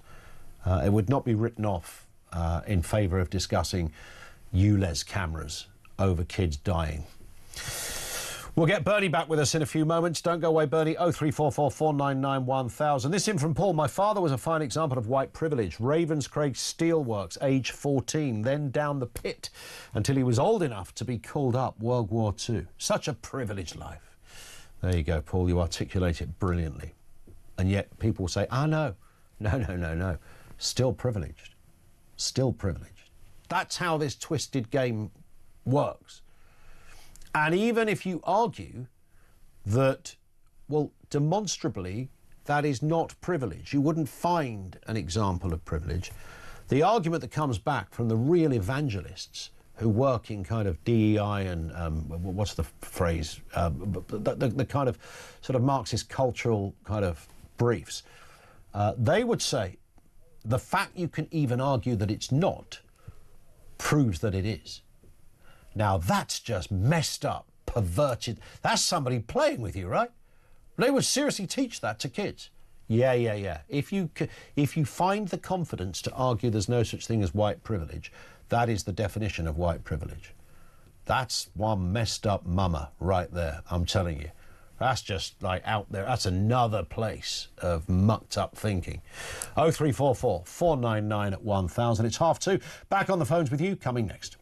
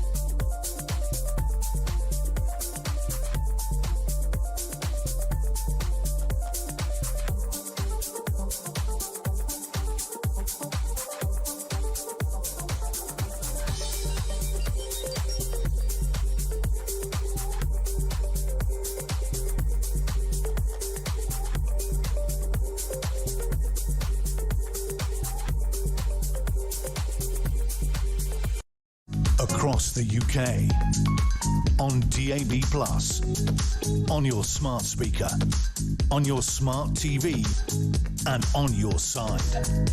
This is Talk. It is Talk, just gone 2:30. Lots more stories still to come. 0344 499 1000. This comes from Kelly, who says, I just heard a lady talking about her son being talked away from being a carpenter by a uni-educated individual, no doubt. My husband left work in the East End of London in the early 80s and wanted to join the army. His dad said he had to get a trade first, so he did a carpentry apprenticeship with Newham Council. He then went on to join the parachute regiment, and once that was over, came back to being a carpenter. We now own a building company and are doing much better than anyone from both of our working class backgrounds would have predicted. Never let anyone belittle any kind of trade. You will always be needed. Kelly, thank you for that. I absolutely love messages like that. It's pitch perfect, isn't it? And shows everything from diligence, hard work, doing the right thing, life experience, building your own company. Fantastic. Kelly, thank you very much indeed. Now, we are, of course, talking here about Labour in lots of different ways, but Labour's early release scheme. We've heard a lot about the early release scheme, but we now know that over 26,000 prisoners have been freed early. The scheme looks at tackling overcrowding in jails by cutting sentences from 50% served to just 40%. Some serious offenders were handed sentences of over 10 years, have now been given that path to freedom. We live in extraordinary times. Let's speak with Rupert Lowe, MP, the leader of Restore Britain. Rupert, good afternoon to you, sir. Good afternoon, Ian. Very good. Nice to have you on with us again. We seem to live in a world where, I mean, every day you wake up and you sort of think to yourself, what next? What are we going to read next? And here's the next instalment of insanity. Very serious criminals being let go early. What's going on? Well, it's a nonsense, Ian, and I mean, we've been banging on about this for some time. The solution is very easy. Don't release criminals early. Deport the 10,500 foreign criminals that are currently languishing in our prisons at the cost of something like £500 million a year to the British taxpayer. Yeah. That's the first thing to say. The second thing to say is it is encouraging, though, that Shabana Mahmood seems to be listening to our message. It's a bit like the trickle of water through limestone. It takes a long time for what we're saying to be listened to. But I was encouraged when she talked about deporting people who effectively abuse our hospitality.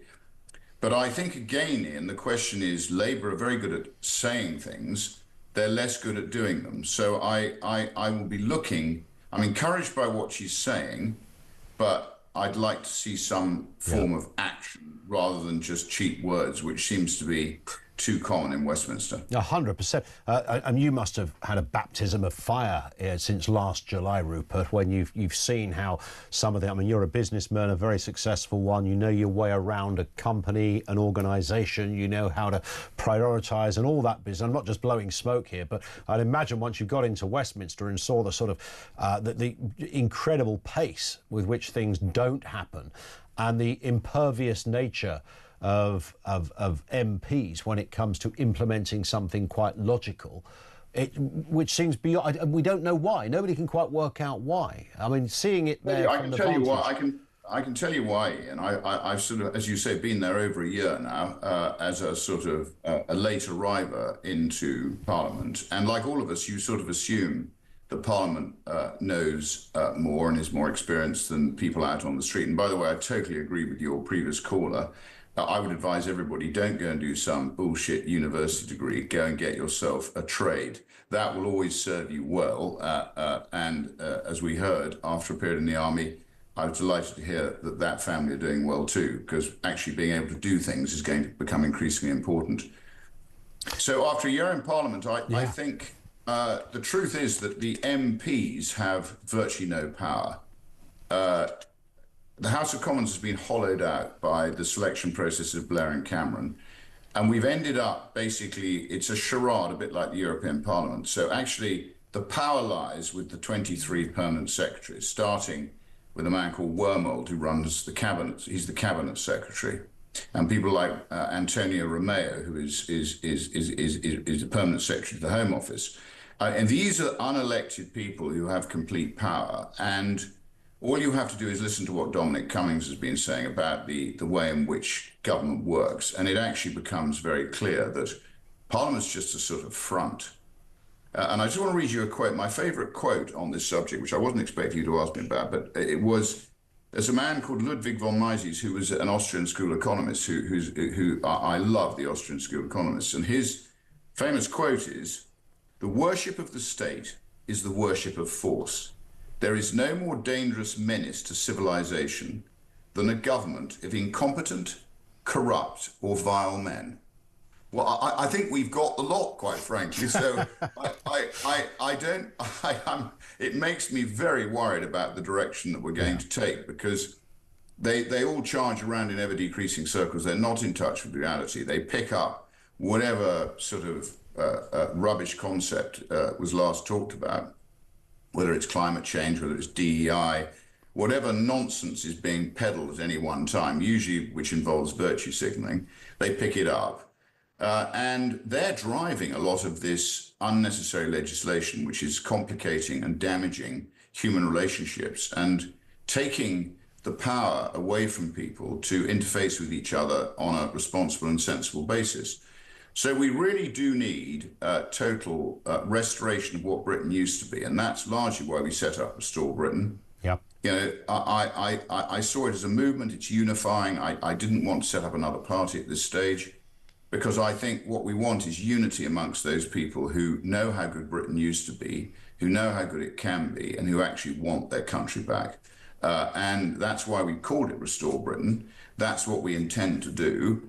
But I can tell you, we need to do it by 29, or I think the country is going to self-immolate, because we are making some extremely bad decisions. And one of those I think we're going to go on to talk about in a mo. But so yes, it's been an eye-opener.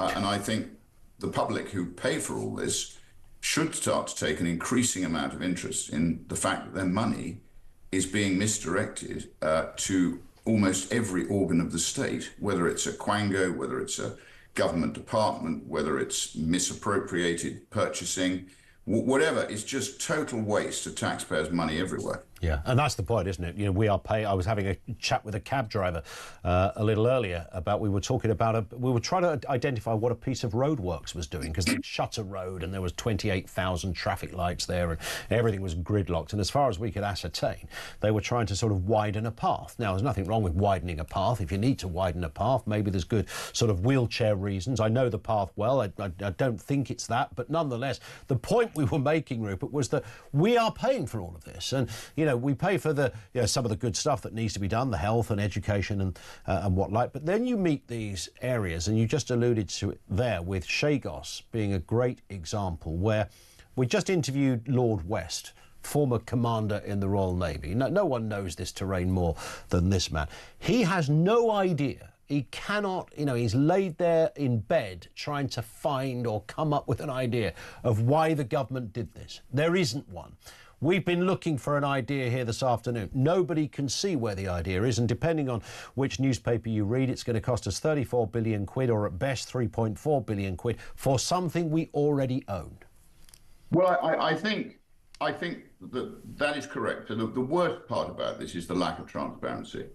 And as you quite rightly say, we still don't quite know where the truth lies. I mean, we put out a tweet because the Conservatives are saying it might cost up to 10 times what the government had indicated. Yeah. So until we know what the true cost is. What we do know is that historically, Mauritius was a colony of Britain, along with the Chagos Islands. And in 1965, we gave Mauritius their independence. We paid them £3 million, and they basically dropped all claims they had, the Chagos Islands. Yeah. The Chagosians don't want to be part of Mauritius. The Chagosian Islands are 1,300 miles north of Mauritius. If anybody's got a claim to the Chagos Islands, it's probably the Maldives, historically.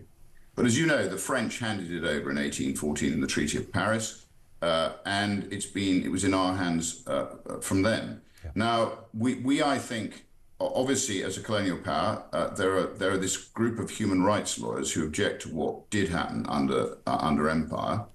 But our empire was a lot more benign than most other empires, and we did tend to treat people extremely well. And many of the Chagosians, as you probably know, now live in Crawley, somewhere near Gatwick Airport. So, and they actually don't want to be part of Mauritius, as I say. They've legally challenged this deal. This deal, in my view, is treason.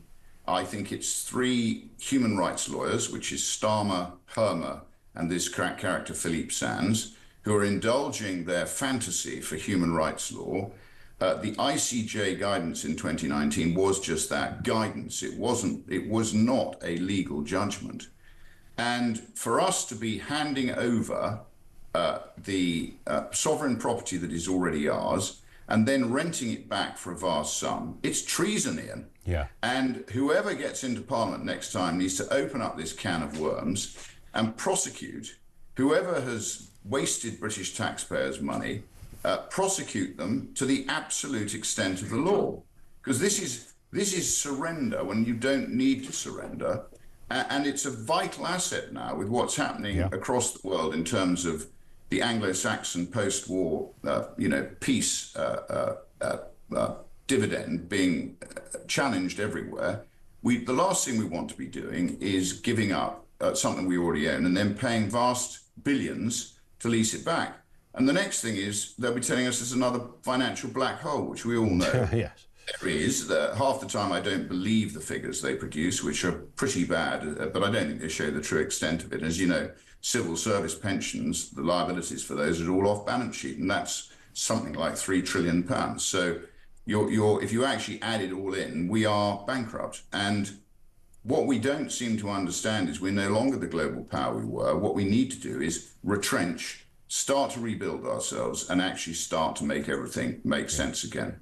And until we do that, I think we're on a very, very bad course, and we will end up hitting the rocks. I think that was a great assessment, by the way, Rupert, when you said, 3 human rights lawyers indulge in their fantasies. I said a little while ago, I couldn't think of any other reason, almost some kind of old colonial guilt and the kind of stuff they would have sort of got very animated about at university, whereas that kind of nonsense left most people's brains when they legged it from the campus. Some retained it and earned a good living out of it, and you can just see the Islington dinner party when they sat down and Chagos came up. That feels a bit colonial, that feels a bit like old Britain. We don't like that very much, boys, do we? Let's get rid of it.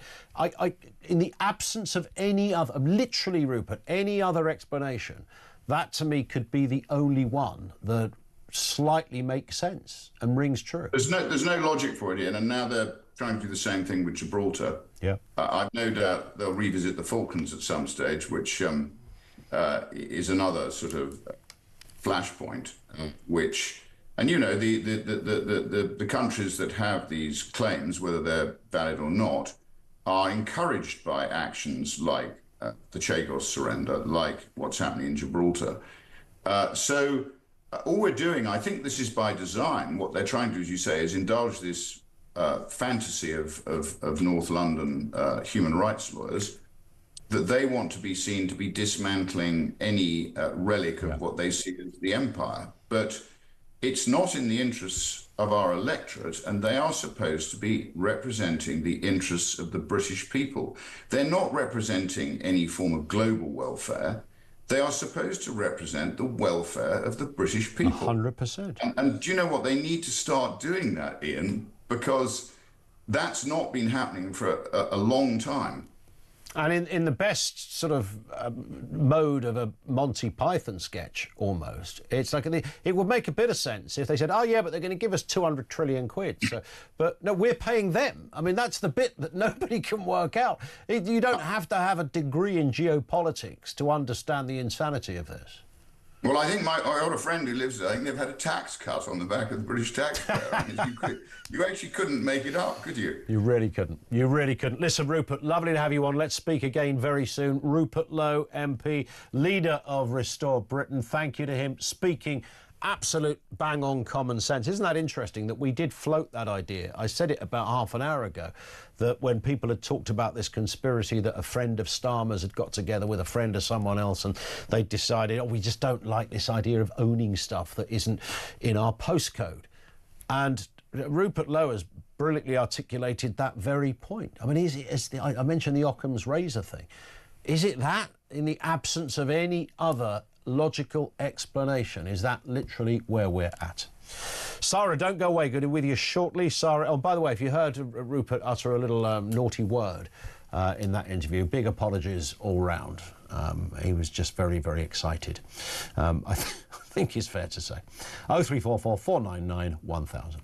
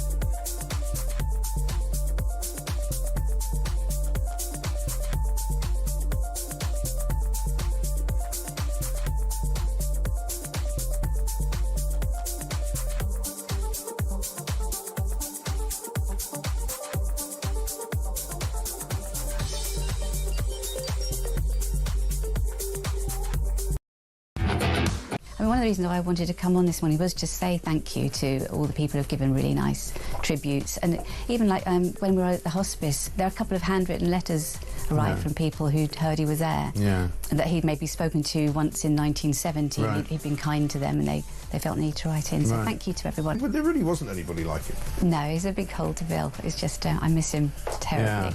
He was thinking of making a little video, but he decided against that Yeah. in the end, like a something to be played at his funeral or whatever, but he decided not to do that in the end.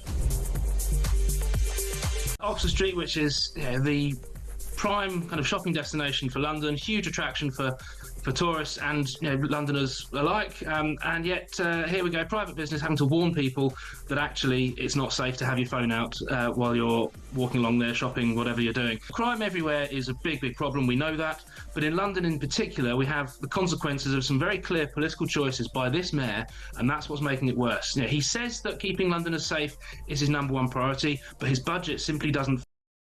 Across the UK, on DAB+, on your smart speaker, on your smart TV, and on your side. This is Talk.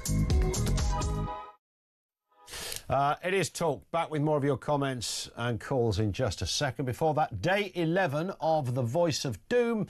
It is the mystery voice, the political mystery voice. You're looking for a politician, past or present. I can tell you it's past. There's a bit of a clue. Here's the voice. I certainly have things to say. It's not Ian Duncan Smith, who not only is not past, he's still there, but you've got to go much further back than that. And I think this is arguably the hardest one we've done. And I'll tell you this much, I'd never heard of the person who it is. But somebody will know. We'll start trickling clues in the next 10 days. Here's again. I certainly have things to say. 87222, if you think you know, don't call in. 87222, here it is again. I certainly have things to say. If and only if we get a right answer, we shall reveal all after the news. If not, it rolls over to tomorrow. One more time. I certainly have things to say. Who is that? We'll find out, hopefully, in about 10 minutes' time. Back to your calls. Sarah is in Crawley. Sarah, hi. Hello. Yes, I just want to say, when I talk about British people, I'm talking about British people of every race, creed and colour who are entitled to a British passport. But it took me nearly 6 weeks to get a doctor's appointment at 8:30 in the morning. I was phoning up my surgery, and it says quite clearly at the bottom of their website, you cannot just walk in. When I finally got an appointment, there were other British people sitting in there. All of a sudden, this influx of people came in, couldn't speak English, had an interpreter, and the receptionist just said, sit down, we'll see you in a moment. Wow. Now, I mean, no, I'm not joking, and I will say who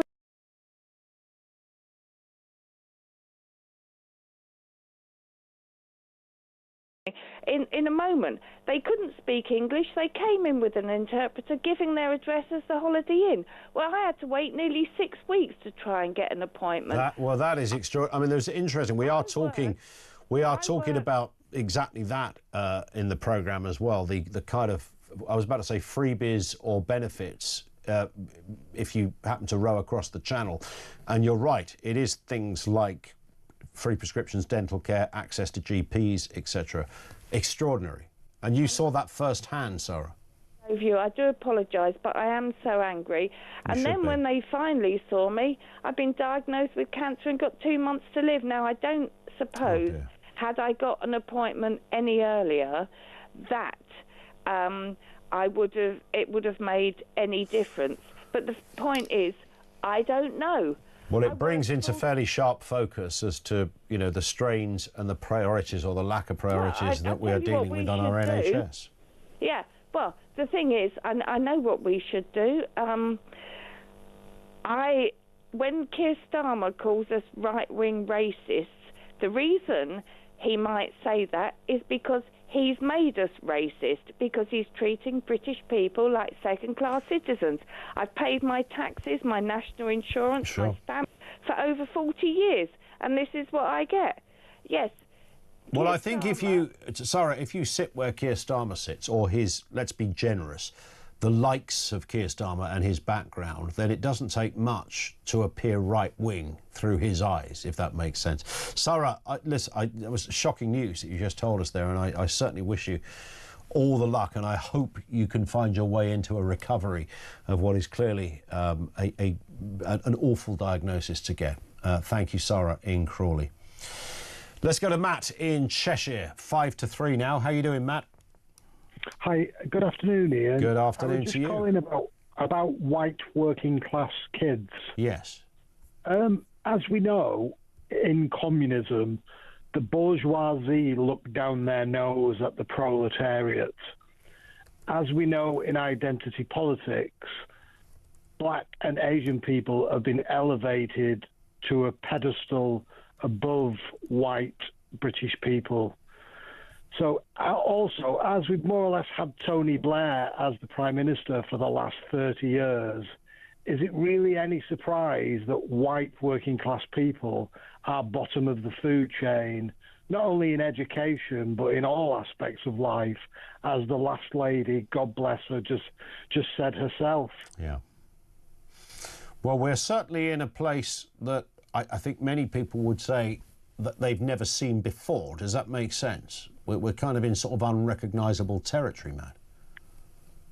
It's a premeditated experiment, Ian, in my view, to basically spit in our faces, to try and make us feel like the immigrants, to try and make us feel like we're the ones who are being oppressed. Yeah.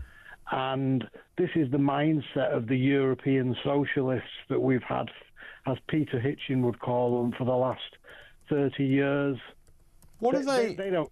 If we had to put it in a nutshell, can we, you know, is there one sentence that defines what we're talking about here? Because we talk around this issue quite a lot.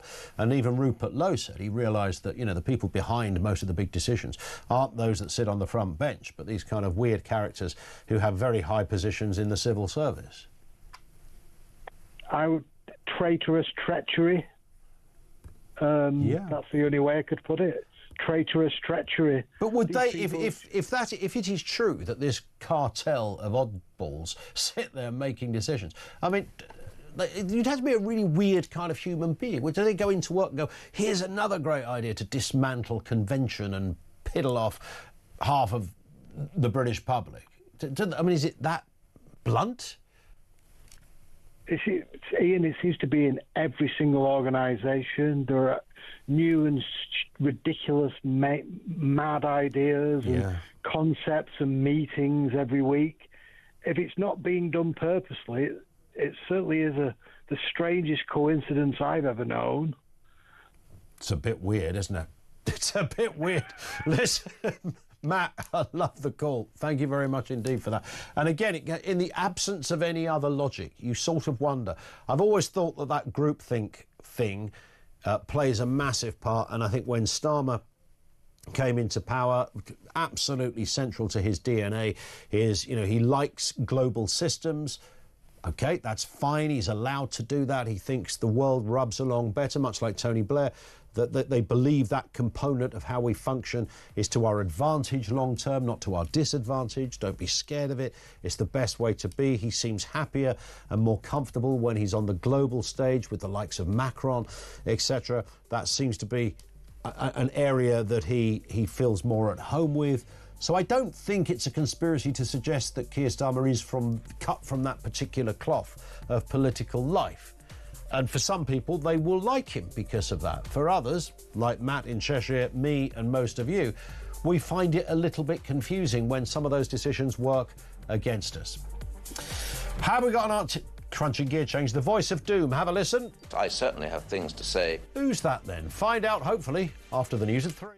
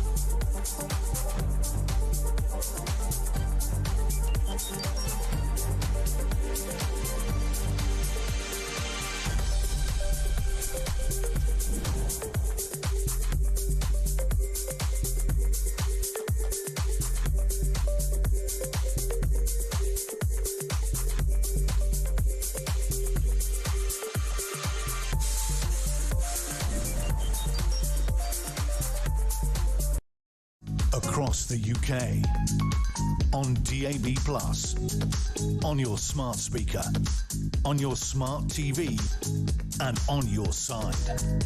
This is Talk.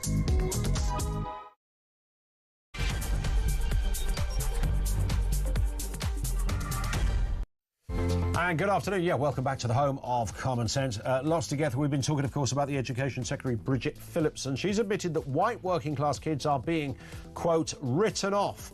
She called it a national disgrace that so many kids are not getting the support they need. What has gone so wrong? Why have white working class kids been so criminally almost left behind. Your thoughts on that? Also discussing Keir Starmer's Chagos Island deal under fire for misleading the public on its true cost. This is according to The Telegraph. They put it at 34.7 billion, which is 10 times what the government said it was, 3.4 billion. We did get in touch with the government. They said we don't recognise this figure whatsoever. And also under Labour, small boat migrants are enjoying nice little perks like £1 to go and see football, discounted massages, leisure activities. And by the way, taxpayers are still footing the bill for all of that, and £3 billion in hotel costs as well. Everything you need to know, all the breaking news right here on Talk 0344 499 1000. Now, before we get into things, let's just do the voice of doom here. This, of course, is the mystery voice that we haven't as yet got a winner for. It's gone on for 11 days. Let's play you the voice again. I certainly have things to say. These are some of the guesses. Francis Maud, no. Alan Clark, it is not. Stafford Cripps, no. John Knott, no. Princess Diana's butler, Paul Burrell, no. Well, he was never a politician, was he? Lord Carrington, no. Vivian Bendel. That's just got to be somebody's friend, hasn't it, who texted in. I wonder if we can get him to say it on the radio. Apparently she was a politician, or is one. Conservative Party. When was that, Finn? How long ago? 1978. For Ilford North. There you go. Who'd have thought it? I think that's Wes Streeting's neck of the woods now, isn't it? Jim Pryor, no. Cecil Parkinson, no. We haven't got a winner, which means it rolls over to tomorrow, day 12 of The Voice of Doom. Now, the bell is about to be rung on 50,000 migrants arriving since Labour took office, and the newfangled one-in, one-out deal appears to be a bit of a dud, even at this early stage. Now we find out that not only do you get free phones, free hotels, free meals, but you can also be getting free football if you find yourself on a dinghy coming across the channel. Tickets, half-price discounts on e-bikes, the ultimate insult, free recreational, not making this up, dinghy rides on lakes. Yeah, seriously, you come across on a dinghy, one of the first things you could get if you're in the right place is a recreational dinghy ride on a lake. Let's speak to the Sun reporter Thomas Godfrey, who's been looking at this story. You've done some great work on this, Thomas. Congratulations, by the way. Good journalism as ever from you guys. It is, I mean, it's quite extraordinary, isn't it, what is on this list? Because we have 50,000 people in the making of coming into this country. That is costing an arm and a leg to put those people up. Even if you were humanitarian about it, it's still a lot. Everyone has to acknowledge it's a lot of money. But of course it doesn't stop there, because there's this whole list of freebies on the list as well. Yeah, and Emmanuel Macron last month was really keen to talk about what he called pull factors, things that bring illegal migrants across the channel in these small dinghies. More than 25,000 this year, about to be 50,000 since last July, when Sir Keir Starmer entered number 10. And one of those pull factors is the illegal work they can access on Deliveroo and Just Eat, and we exposed that at the end of June. And then another element of it is accommodation. And the third element of the trifecta, if you will, are things like this: discounts, freebies, perks. And as you said, it is almost sort of beyond irony that small boats would be on a list of things you can get 30% off if you live in Rotherham. Go out and enjoy a day on the Rother Country Park's boating lakes for about 30% off. If you were one of those migrants, wouldn't you be a bit suspicious, thinking, hang on, I don't like the look of this? They want to put me back on a dinghy? Back on a... Well, I think what people have told us is that it's not so much the fact that this is being taken up by asylum seekers. The council themselves say they don't expect asylum seekers to go out and take advantage of the country park offer. What people are annoyed about is the fact that it's being offered. Why is it being offered? It's on the table. This is a scheme. It's called the Rother Card. If you live in Rotherham, and 1 in 6 people are in poverty there. It's a very noble scheme for people on low income, so families that are struggling to put food on the table. And it's for things like pest control, things like bin liners. You can get a discount on everyday essentials you might need as a low income family. And then add about 500 asylum seekers to the mix who live in Rotherham, mostly in HMOs and a couple of hotels as well. And they can also get discounts on things like boat hire, gyms, swimming, tennis, squash, athletics, and 10% off hot drinks at some of the council's cafes. which they operate at some of their tourist attractions. You could almost understand it if, when we had the Ukrainian scheme over here, where people were escaping a demonstrable war zone. We could see it with our own eyes. We knew who these people were. You could say, look, you've literally had to leave your home, and in some cases your family, and you might need a bit of assistance. And we, not only would like to offer some accommodation to you, but we'd also like to make sure you're looked after and can, enjoy us giving something back to you guys. But this is illegal immigration. These are people that we don't know who they are. We have no ideas half the time of the names or nationality. Not only come here illegally, to do that is illegal. I know people argue the toss over, what happens once you claim asylum, etc. But broadly speaking, you're not meant to come into a country via an old dinghy across the channel. And when you get here, somebody goes, fancy the cinema? No? Dinghy ride? Can I offer you that? Free biscuits? Well, discount IMAX tickets if you live in Bradford as well. You can go and see the F1 film, which they're screening at the giant IMAX in Bradford. I mean, the vast majority of people will look at this and think it's completely ridiculous. It's bonkers. It's another slap in the face to taxpayers. Yeah. And, council tax basically everywhere across the country is going up. In some places, it's going up by the maximum 5% a year. Yep. And all of these councils, and Birmingham Council is among the worst offender here, a lot of these councils are in serious financial trouble, completely broke, cash-strapped, can't pay their staff, say they need more government funding, basically begging for handouts from central government. Correct. And then in the same breath, Birmingham Council gives subsidised swimming, martial arts classes and trampoline courses. Oh, for God's sake. To asylum seekers. In the same month as they go to central government and say, we need more money, we can't even pay the binmen who have been on strike and kicked up a massive fuss for basically best part of 4 months now. But we can provide more services, more subsidies for people who have entered Britain illegally. I mean, that is extraordinary. And there was an interesting stat you were telling me just off air a second ago about hiring bike hire, which I think you said. There's and again, an extraordinary... almost a contradiction. Well, it's a huge double standard. It's Voi e-scooters, a big Swedish firm, claimed to have replaced 9 million car journeys in Britain since launching here about 5 years ago. If you live in a major city, you will have seen someone whizzing around, probably way too quickly, on a little orange two-wheel scooter. And they give 50% off weekly passes if you're an asylum seeker. You can sign up for this scheme. It's called Voi for All. They say it gives equitable access to everyone in society. 50% off. Hold that number in your head. If you're an army veteran, if you're an NHS worker, a firefighter or a policeman, you can apply for 20% off. Wow. So a significantly lower discount for people who have served this country, put their life on the line for this country in many cases, compared to someone who could have literally in the last week turned up in Dover on a small boat. So you could be a British veteran who had fought in Afghanistan, lost your leg in some kind of car bomb or something, come back here and you get 20% off the... I mean, if you lost your leg, you probably wouldn't want the e-bike, but you take the point.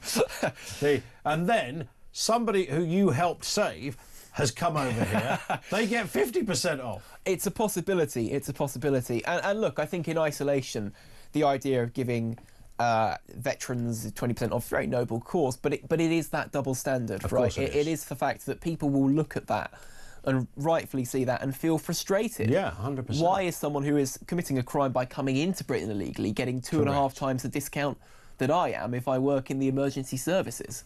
I mean, that is extraordinary. And then the other one that I noticed as well, a quid to watch Aston Villa play. I mean, OK, it is only worth a quid to see Aston Villa play. I do get that. But that's another extraordinary thing. There's loads of people around Villa Park that would go, I've never been able to afford to go and see my team play. Would snap your hand off for a £1 ticket. 100%. Yeah, this is for kids who go along with a paying adult. So if you're an asylum-seeking child and you have someone who pays the full price to go, you can go in for a quid, and that's something it's distributed by Birmingham City Council. I think the club put up part of the subsidy for that. That's there through their foundation. But it just demonstrates this is across the country. Yeah. This is everywhere. Dudley, another one that's been done this afternoon by the Guido Fawkes blog, 50% off pickleball. a sport, a sort of tennis-like sport. Talk to me about pickleball. Popular, a tennis-like sport, popular with people in their 50s and 60s to keep them going. And if you arrive on a small boat, I reckon Finn, our producer, likes pickleball. And if you arrive on a small boat and you are for whatever reason predisposed to playing pickleball in Calais, and you want to recreate that experience in the courts, the athletic centres of Dudley in the Midlands, you can do so now for half the price. I wonder if some of their human rights lawyers argue this case, the pickleball, the pickleball ruling, as it will be known in legal terms, years to come. In legal terms. I mean, look, this all comes at the same time that the French are failing to stop huge numbers of migrants coming across. We pay the French government £480 million over 2 years to basically make their cops get their feet wet, actually get in the water, stop these boats. That's only just started happening. And again, yesterday we learn that the French, in the last week for which the figures are available, stopped only 15% of migrants trying to cross. That's the 8th week in a row. This is a record. The 8th week in a row where more people have come across than the French have stopped. You have to ask yourself, what are we paying them to do? Why is we pay £500 million a year for this? So much of our money going across the channel for the French to effectively stand around and do very little, nil, as they would say. And nil. One of our reporters was over in Calais not that long ago and saw a boat crossing and asked the French police, what are you doing? And they shrugged their shoulders and said, it's difficult. I mean, we know it's difficult, but we're paying you to get over it. Get over it. Do something. It's not, I mean, just do something. I mean, this idea that 1,200 French police on the northern border trying to stop these boats. Granted, it's a big area they go from, Wimereux to Dunkirk, 100 miles or so. 1,200 people to patrol that zone, funded by us, ultimately. And the best they can do is, it's difficult. I mean, it's difficult. If it was me and you there, and someone's going, why don't you stop the boats? We go, well, it's a bit difficult, really. We've got no experience in this. But actually, when you're a kind of French ninja border force expert with a gun and God knows, and a big old baton on your thing, you might think that's literally your job. And there's over 1,000 of you. Well, absolutely. And it's just, you know, the one-in, one-out deal. The first time maybe the French have at all caved and at all decided, actually, we need to shoulder some responsibility. But how they can make those claims that they're being responsible on the French side while still, you know, supposedly endorsing this absolute abject failure to stop anyone from not coming across. I mean, those two things don't add up. Those two things don't add up. While you're here with us, I did mention at the beginning the number of small boat migrants to reach Britain is set to 50,000. There were 435 on Saturday arriving. If you look at the weather forecast this week, it's going to be beautiful and tranquil. It's almost the ideal conditions to cross the English Channel. That figure's going to go up. 50,000 is shameful. The idea that you can't stop this. I know I give this analogy every time. If 50,000 people had jumped the barriers at Heathrow Airport, then you'd have the global press on the airport, circling in helicopters, reporting this day in, day out. Yeah, and there'd probably be a bit more press than the Heathrow fire, which the CEO didn't resign over. I think if 50,000 people jumped into he was asleep, all right? I think if 50,000 people jumped airside, someone would have to wake him up. You'd think so. And maybe he'd have to resign if that happened. But you're right. I mean, this is a sort of national farce at this point. It's been going on for a very long time. Neither government has been able to drag the numbers kicking and screaming back down again. Will this pilot scheme work? You know, we'll have to give it time. We're less than a week in, we'll have to give it time. But the early indications, and it's going to be a big test for it next week with the weather that way, the early indications aren't looking brilliant. They're not looking brilliant. Channel migrant crossing since Keir Starmer became Prime Minister, 49,516. So that 50,000 is going to happen this week, clearly, looking at the weather. Numbers for 2025 only, 26,274, and for August, and we're only 11 days into August, nearly 1,000 in that. So we've got, you know, we're in a pretty perilous place, and we've been consistently 40% higher on the same point as last year. I think that's the number that will trouble people most, is the fact that not only are the numbers not coming down, they are so much higher than they were compared to last year. I mean, what's the difference? Has the weather changed? Has the pull factors, the political weather changed? Are they more severe than they were? Or are the smuggling gangs getting better at getting people across? Are the French failing more? Probably all of those things are partially true. Yeah. And I mean, just another story we had in the paper today, following on from the illegal work probe that we did. For the first time this year, someone has been hauled to court, has pleaded guilty to working as a delivery rider while not allowed to work in this country. Yeah. And they were fined a grand total of £26. 26, and that will stop him. That will show him. 26 quid. It's about two hours of earnings for a delivery rider.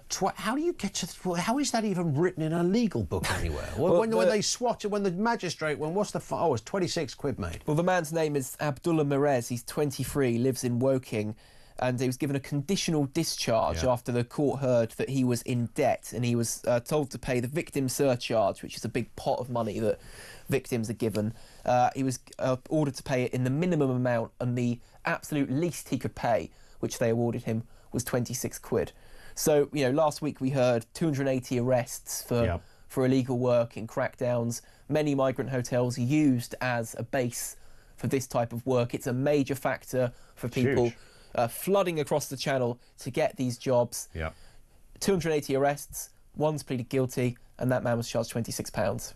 That's extraordinary. I think a select committee needs to drag in the head honchos of Deliveroo and Uber Eats, Just Eat, all of those, and just say, right, we've seen what's happened so far. You've been fined £1 million instantly, or 10 million maybe, because they got a lot of money.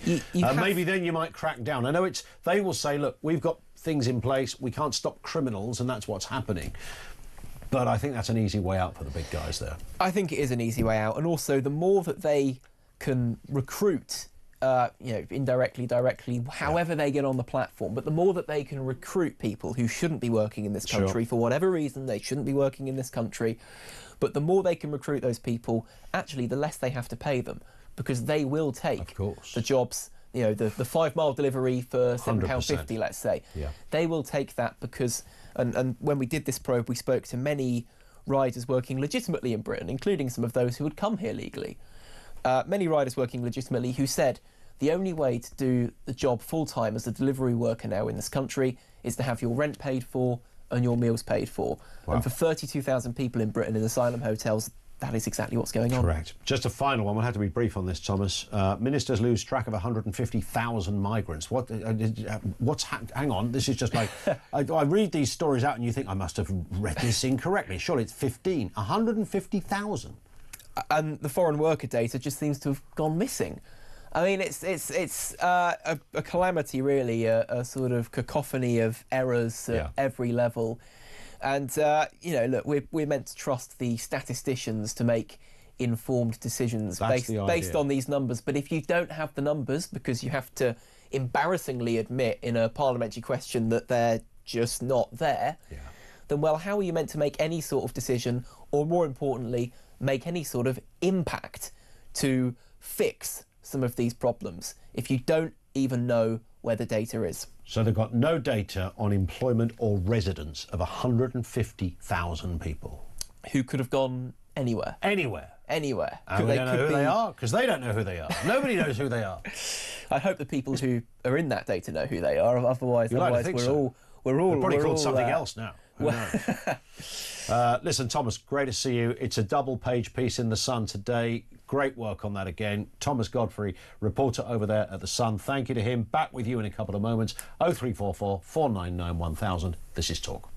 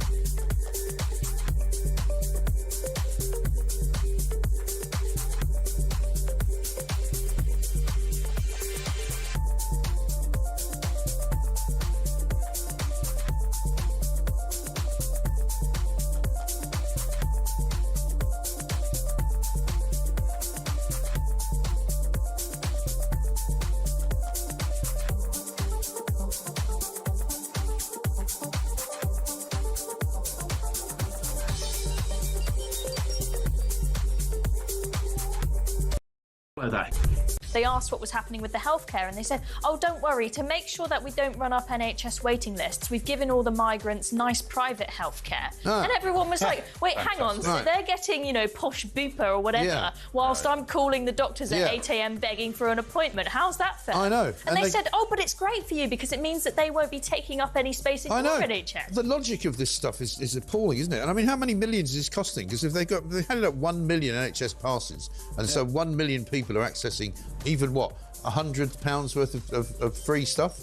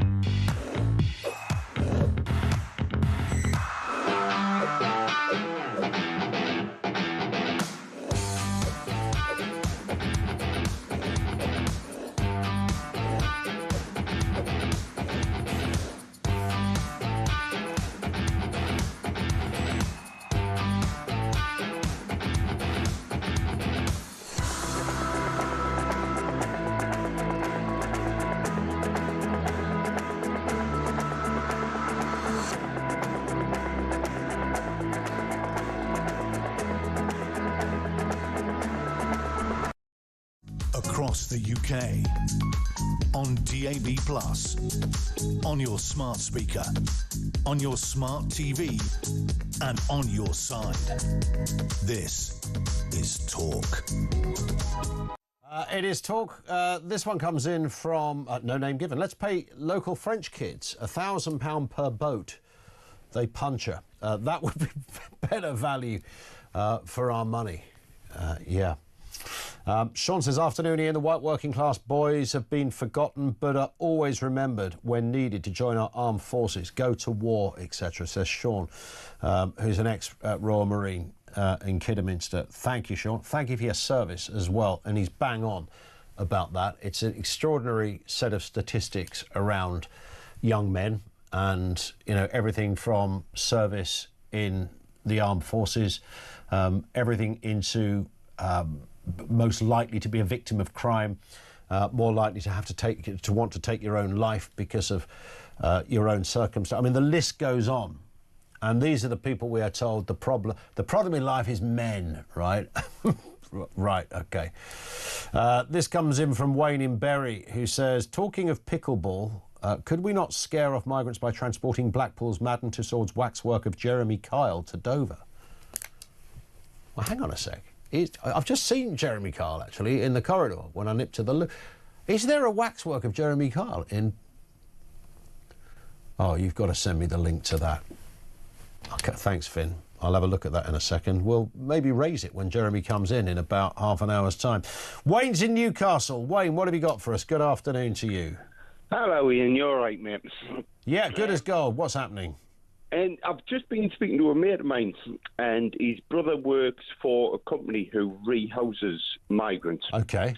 And now it's like in the County Durham area. Got it. The little kind of the miners' villages and stuff like that.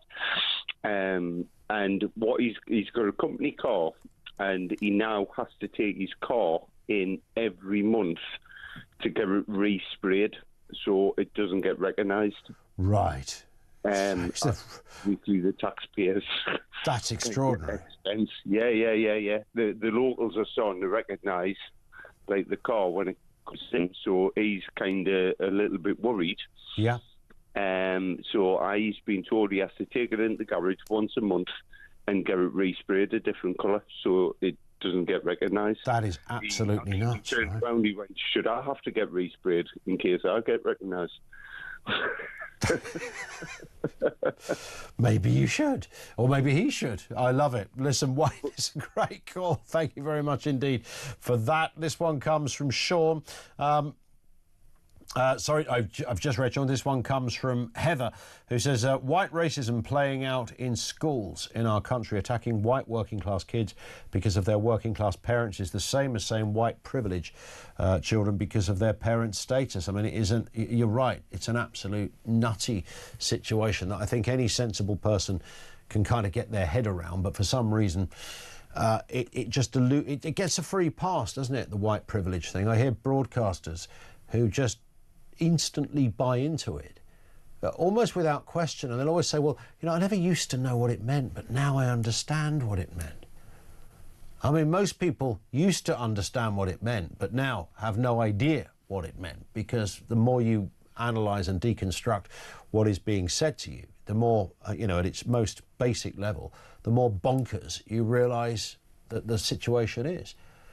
There's privilege in all sorts of ways, by the way, that mooches its way around this thing called human existence. There's privilege, if you want to look at it, there's prowess, privilege, in sport, in looks. You know, some people are just obviously great looking. They become models. They get great jobs in glossy magazines and TV, etc., because that is their privilege, if you like. They happen to be, you know, great in that respect. An immutable characteristic like the colour of your skin, to suggest there is an overarching catch-all 100% argument that every person who happens to fall into that particular demographic of pigmentation is privileged, is, I wouldn't say it's open to scrutiny. I mean, it's just such a nutty thing to say.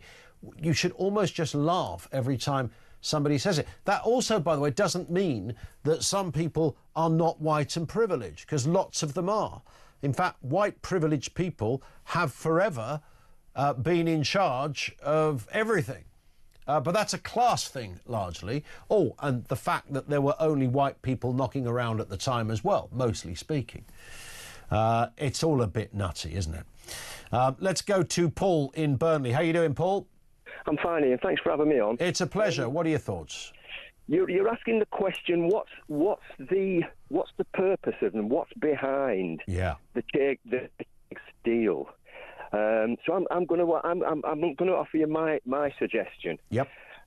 We know that during the 1980s, when everybody was off to Ibiza, Keir Starmer was holidaying behind the Iron Curtain in Czechoslovakia. I didn't know that. Yeah, and we know the people who were marshalling it were looking for people, for useful people who could be used in the future. Yeah. Fast forward to where we are now. Net zero, solar panels, wind turbines, all produced in China. Produced in China. Despite the warnings from MI5 not to do it, and despite the local council not wanting to do it, the Labour government, Keir Starmer's government, has overridden any complaints, and they're going to go ahead with a super embassy for the Chinese. A super embassy? Okay. Wow. Yeah. Okay. So, now, when you get to the Chagos Islands, we know that in the small print, with the Keir Starmer's government has agreed to let Mauritius know of any sort of manoeuvres that the RAF or the American will be doing. We also know that deep in Mauritius now, financially, is China. Okay. So I genuinely believe he's admitted that he's an internationalist, he's a communist, and when and I want to say this, I know it sounds bizarre, and you're going to say it's a conspiracy theory. Go on. But at the end of the day, when I've given you all those things that his government's doing, when you've eliminated the improbable, what's left, no matter how implausible, must be the truth. Well, I did say that a little earlier about Chagos. You know, that when you've got there's nothing else there to explain an insanity, then, you know, if you're watching an episode of Columbo, that's what it goes back to, right? He goes, well, actually, it is the most obvious thing in the first. You know, clearly the husband did it because he was standing there in a kitchen with a knife, and he was covered in blood. It's the most obvious thing. Don't look for any other. You know, if you, as somebody brilliantly once said, if you hear clippity-clop outside your window, it's a horse, not a zebra. Don't overthink it. It's exactly that. The obvious answer is probably the right one. some of the biggest things this government have done have inevitably the beneficiaries wind their way back to China. Yeah. Well, I mean, that's really kind of opened it into another interesting phase, isn't it? The Chinese connection, as it would be called. Paul, I've got to run because we've hit the clock. You've been great. Thank you very much indeed for that. 0344 499 1000 is where you'll find us. Just gone 3:30.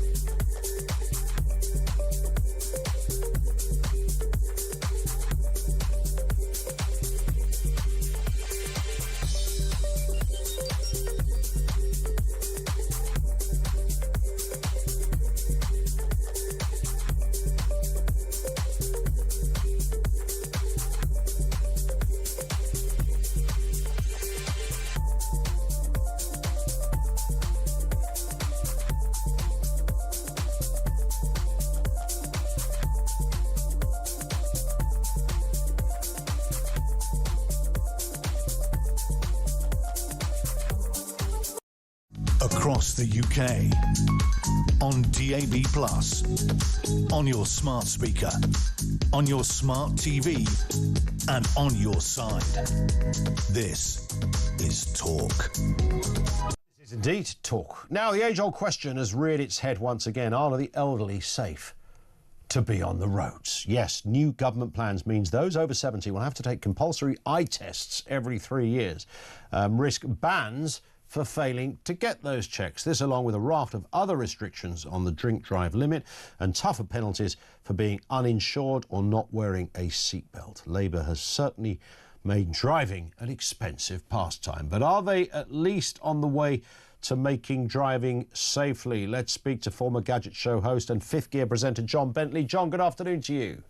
Good afternoon to you. Hello. It's always been a bit of a gag, hasn't it? You know, the elderly person in small car club. And, you know, I was behind somebody only yesterday doing about 8 miles an hour in a 30, thinking, what the heck's wrong? Oh, I know what's wrong. You're 146. That's what's wrong. But it is a bit of an unfortunate stereotype. Would that be fair, John? Well, it's a stereotype with a certain amount of truth in it. I know I think people still are safe in their 70s by and large. They tend to drive less. So yes. I think the figures sometimes are slightly massaged by that, but also in the by the time we get to 80 or 85, I think there are certainly quite a number of drivers who possibly shouldn't be on the road who are. Yes. I mean, to deny that would be to deny the ageing process, really, wouldn't it? I mean, there are things that don't work as well just by dint of being older. It's just a fact of biological life. Yes, on the other hand, of course, there are also things that affect you when you're younger, when you're driving. I mean, there have been suggestions in the past that drivers should have an IQ test and things like that. So you'd have to, and whether there was any basis to that, in fact, that people with higher scores were better drivers, I don't know. But that certain suggestion was made. Or there's also the worry they're going to, because you could say to, well, that cholesterol's looking a bit high. You might be in greater danger of having a heart attack. So you've got to be careful how far you go with these things. That's a very good point. I mean, when I was sort of 17, driving around Ashford Ring Road in my Ford Escort Mark I, thinking I was really quite something, I probably did need an IQ test. So no argument on that point. And we've all been there, of course. But I suppose eyesight is, I mean, we could pick up lots of elements of our behaviour, but eyesight is clearly right up there, right? I think so, definitely. And certainly there have been a number of cases in the news of people who have been clearly driving when they shouldn't because of eyesight. Really, I mean, eye tests are free from the age of 60 onwards, and you probably should be having one free every 2 years. But I mean, so the notion of being able to prove in the past year that you've had a successful eye test is probably not really asking an awful lot of drivers, I don't think. Yeah, I think that's fairly reasonable. I'd like to think most people of that age group would also concur with that. Yes, yes. I mean, I'm not too far from that age group myself, so I do have staggering, staggering, to be honest. That you just revealed that to us, John. very, very flattering. That's the second person I've flattered on age today. The other was Lord West, the former Sea Lord, the first Sea Lord of the waves, as it were. There's another story here I wanted to run past you, John, about the electric car scheme, which the government made a big play of quite recently, and that was that if they're going to bring back the kind of subsidies, if you like. You buy a brand new electric car, they'll give you £3,500 off it or whatever it was, but you have to look a little closer, like you do with all deals, to find out how genuine it is. Yes, I think so. I mean, for start with, I don't think anything qualifies yet for the 3,750 full grant. They're all at, I think it's about a dozen or so cars that have been listed. They're only allowing 1,500 on those, which at the same time as being, one might think is with all the other demands on public expenditure, you wouldn't necessarily think that was top priority. You could also argue that really, is it going to have that much effect? Because, I mean, cars are so heavily discounted anyway. Particularly EVs, because they're all subject to that EV mandate, which is manufacturers have to sell a certain percentage of their sales as full battery EVs. And currently that figure is supposed to be 28%. Last month it was about 21%. Wow. So they've clearly got some way to go. And in order to achieve that and avoid paying these huge fines that they have to pay for selling too many petrol cars, they're discounting the cars anyway by a much greater degree than that. So whether that £1,500, as it is in these cases, gets directly to the consumer is another matter. What's your overarching view on the EV revolution, John? Well, I don't have anything against electric cars, and I enjoy driving them. I've always felt that the take-up rate is going to be slower than a lot of politicians would have wanted, and also that it's also important to keep other options open. I mean, even I know it's currently not very high on anyone's list, but the fuel cell hydrogen car, the also very clean petrol and even diesel cars may still have a role in the mix for people with certain driving patterns. I mean, electric cars don't tend to suit me very well. I tend to often need to be 120 or 150 miles away, do something and drive back again, and it always, whereas I don't drive much in between that and very locally, and for me they don't tend to work very well at the moment, although I'm in the fortunate position I would be having somewhere to charge one, which is another big hurdle. Well, indeed, yes, because that's the other, the range anxiety. Well, not just the range anxiety, the charging anxiety, being able to find one. You can go to, I saw a fella getting quite animated in a Tesco car park the other day because there were 3 charging points and 2 didn't work, and the one that did was being used by somebody who was going to probably be about, half an hour or whatever it was, hardly nipping into the old pump and shoving 20 quid's worth of 4-star in your 4-star, that dates me, doesn't it, into your tank. But there are sort of much faster charging. It's supposed to be on the horizon, more newer technologies, certainly going in that direction. Yep. I don't think it seems unfortunate that you have to almost bribe people to have one. It should be a more market-led change, if indeed it ever becomes a total change. Well, you might think so, but there certainly seems to be, no pun, an acceleration on getting this this new revolution, as it were, onto the roads at a swift rate of knots. Listen, John, great to have you on with us. Let's speak again. John Bentley, former Gadget Show host and Fifth Gear presenter. You'll know John well. Thank you to him. Lots of comment coming in from you. Back to, well, a couple of issues up and running here. We've got the French, we've got immigration, we've got Chagos, and of course we've got the white working class boy story. This comes from Gary, who says, can you two get it into your heads it wouldn't matter how many police officers the French stationed across the coast, the migrants wouldn't stop coming because Macron has no interest in stopping them. If he had, then he could stop them in a heartbeat just by agreeing to immediately take back on the next available ferry. No questions asked. Every single migrant who arrives in the UK from France in a dinghy, job done. The boats would stop coming because what would be the point? Instead, we go through this charade of the French pretending to try and stop the boats while our government pretends that the French are our partners in smashing the evil people trafficking gangs. It's all cobblers. Well, the only argument against what Gary says there is that the French don't want thousands of people on their shores either. So whilst we could say yes, it would, if they were brought back, would it stop everything? It might not. Now, the French do want to stop it because they don't want all of those camps knocking around. They were stopping about a third up until recently, which wasn't, frankly, good enough. So it is, to suggest it's not also a massive problem for the French is not quite true. But I do agree with Gary that if you had a turn-back facility and the French accepted that, what would happen, though, in France with all of those migrants? Would they just remain there in northern France? So they would then develop another problem. Why would they agree to that, I guess, is the issue. Let's talk to Grace down in London. Reference schools and what is happening to white working-class boys. Grace, good afternoon to you. Good afternoon.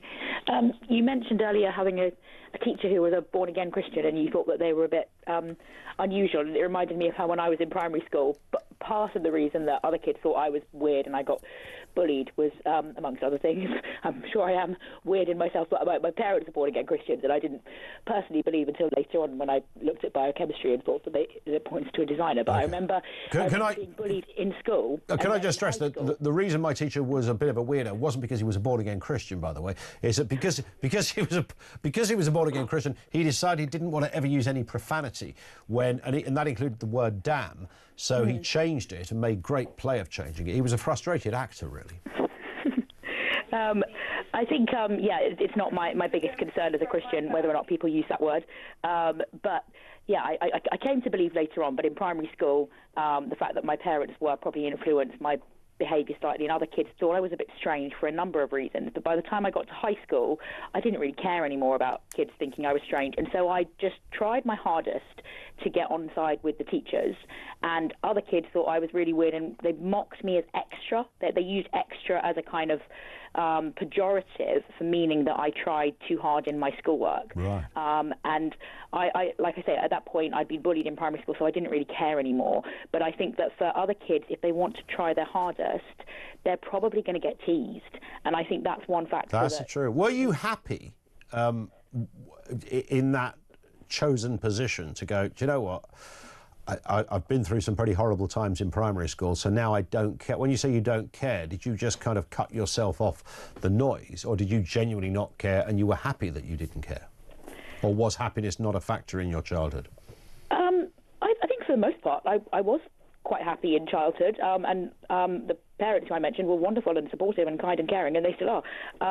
I didn't really like being bullied that much in primary school, but yeah, no, I didn't really care by high school that I was being bullied. I was more stressed in high school by other things, and yeah, I think eventually I found the fact that I was so hardworking to in itself be quite stressful, and that was an issue. But other kids finding me weird didn't bother me all that much, and then I was diagnosed with Asperger's eventually. But I think that you mentioned fathers earlier. I think that's a factor that doesn't get talked about enough, and I think that it's really good for kids to have resources at home. My teacher who's a sister. My sister, who's a teacher, says that it's really important that kids have books around at home, and some children don't have that privilege. Yeah. I remember in the year in which I needed to do my GCSEs, I was stopped from going to school because I was so unwell, and teachers didn't think I was healthy enough to go.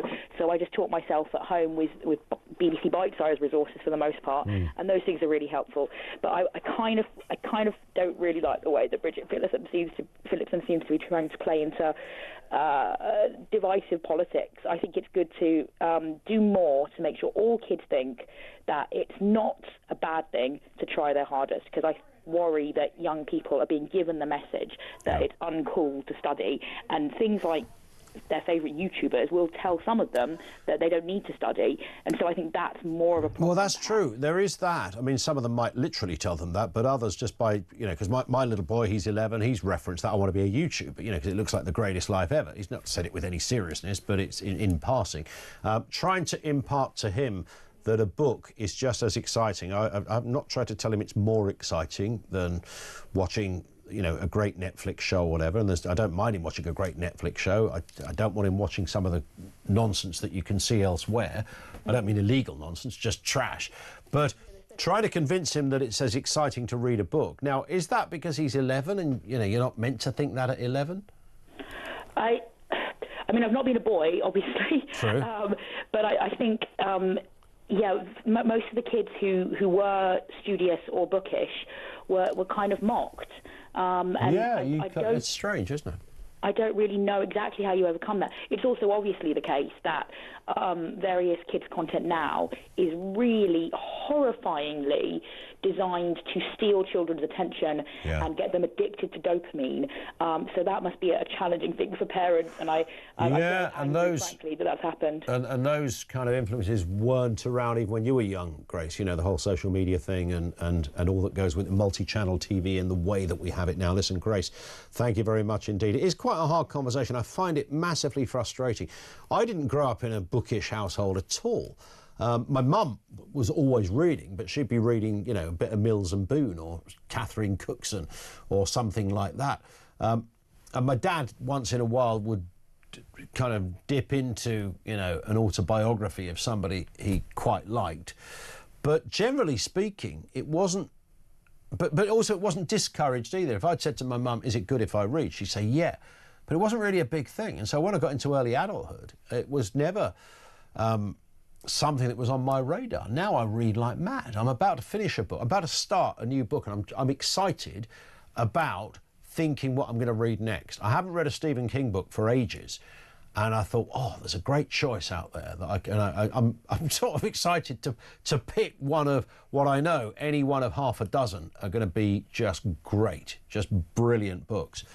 And that, to me, I was trying to tell my 11-year-old that story, and it kind of looked at me like I just arrived from another planet. And I said, that's to me as exciting as anything as you watching Superstore on TV. That is as exciting. And he couldn't quite fathom it. But then I also thought, well, you know, he's 11. Maybe you're not meant to fathom that, unless you are one of those bookish kids that Grace just talked about, who become so studious that you kind of probably have a bit of a tough time at school, which is terrible that you would have a tough time at school for being good at school. But hey, maybe that's a human condition as much as anything else. 0344 499 1000. Jeremy Carl's going to pop in shortly, and more from you coming next on Talk.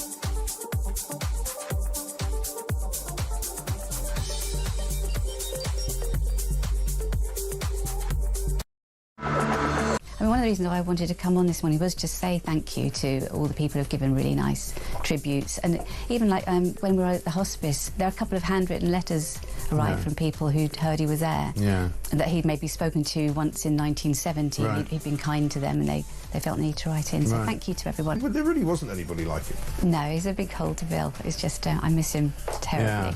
He was thinking of making a little video, but he decided against that in the end, like a something to be played at his funeral or whatever, but he decided not to do that in the end.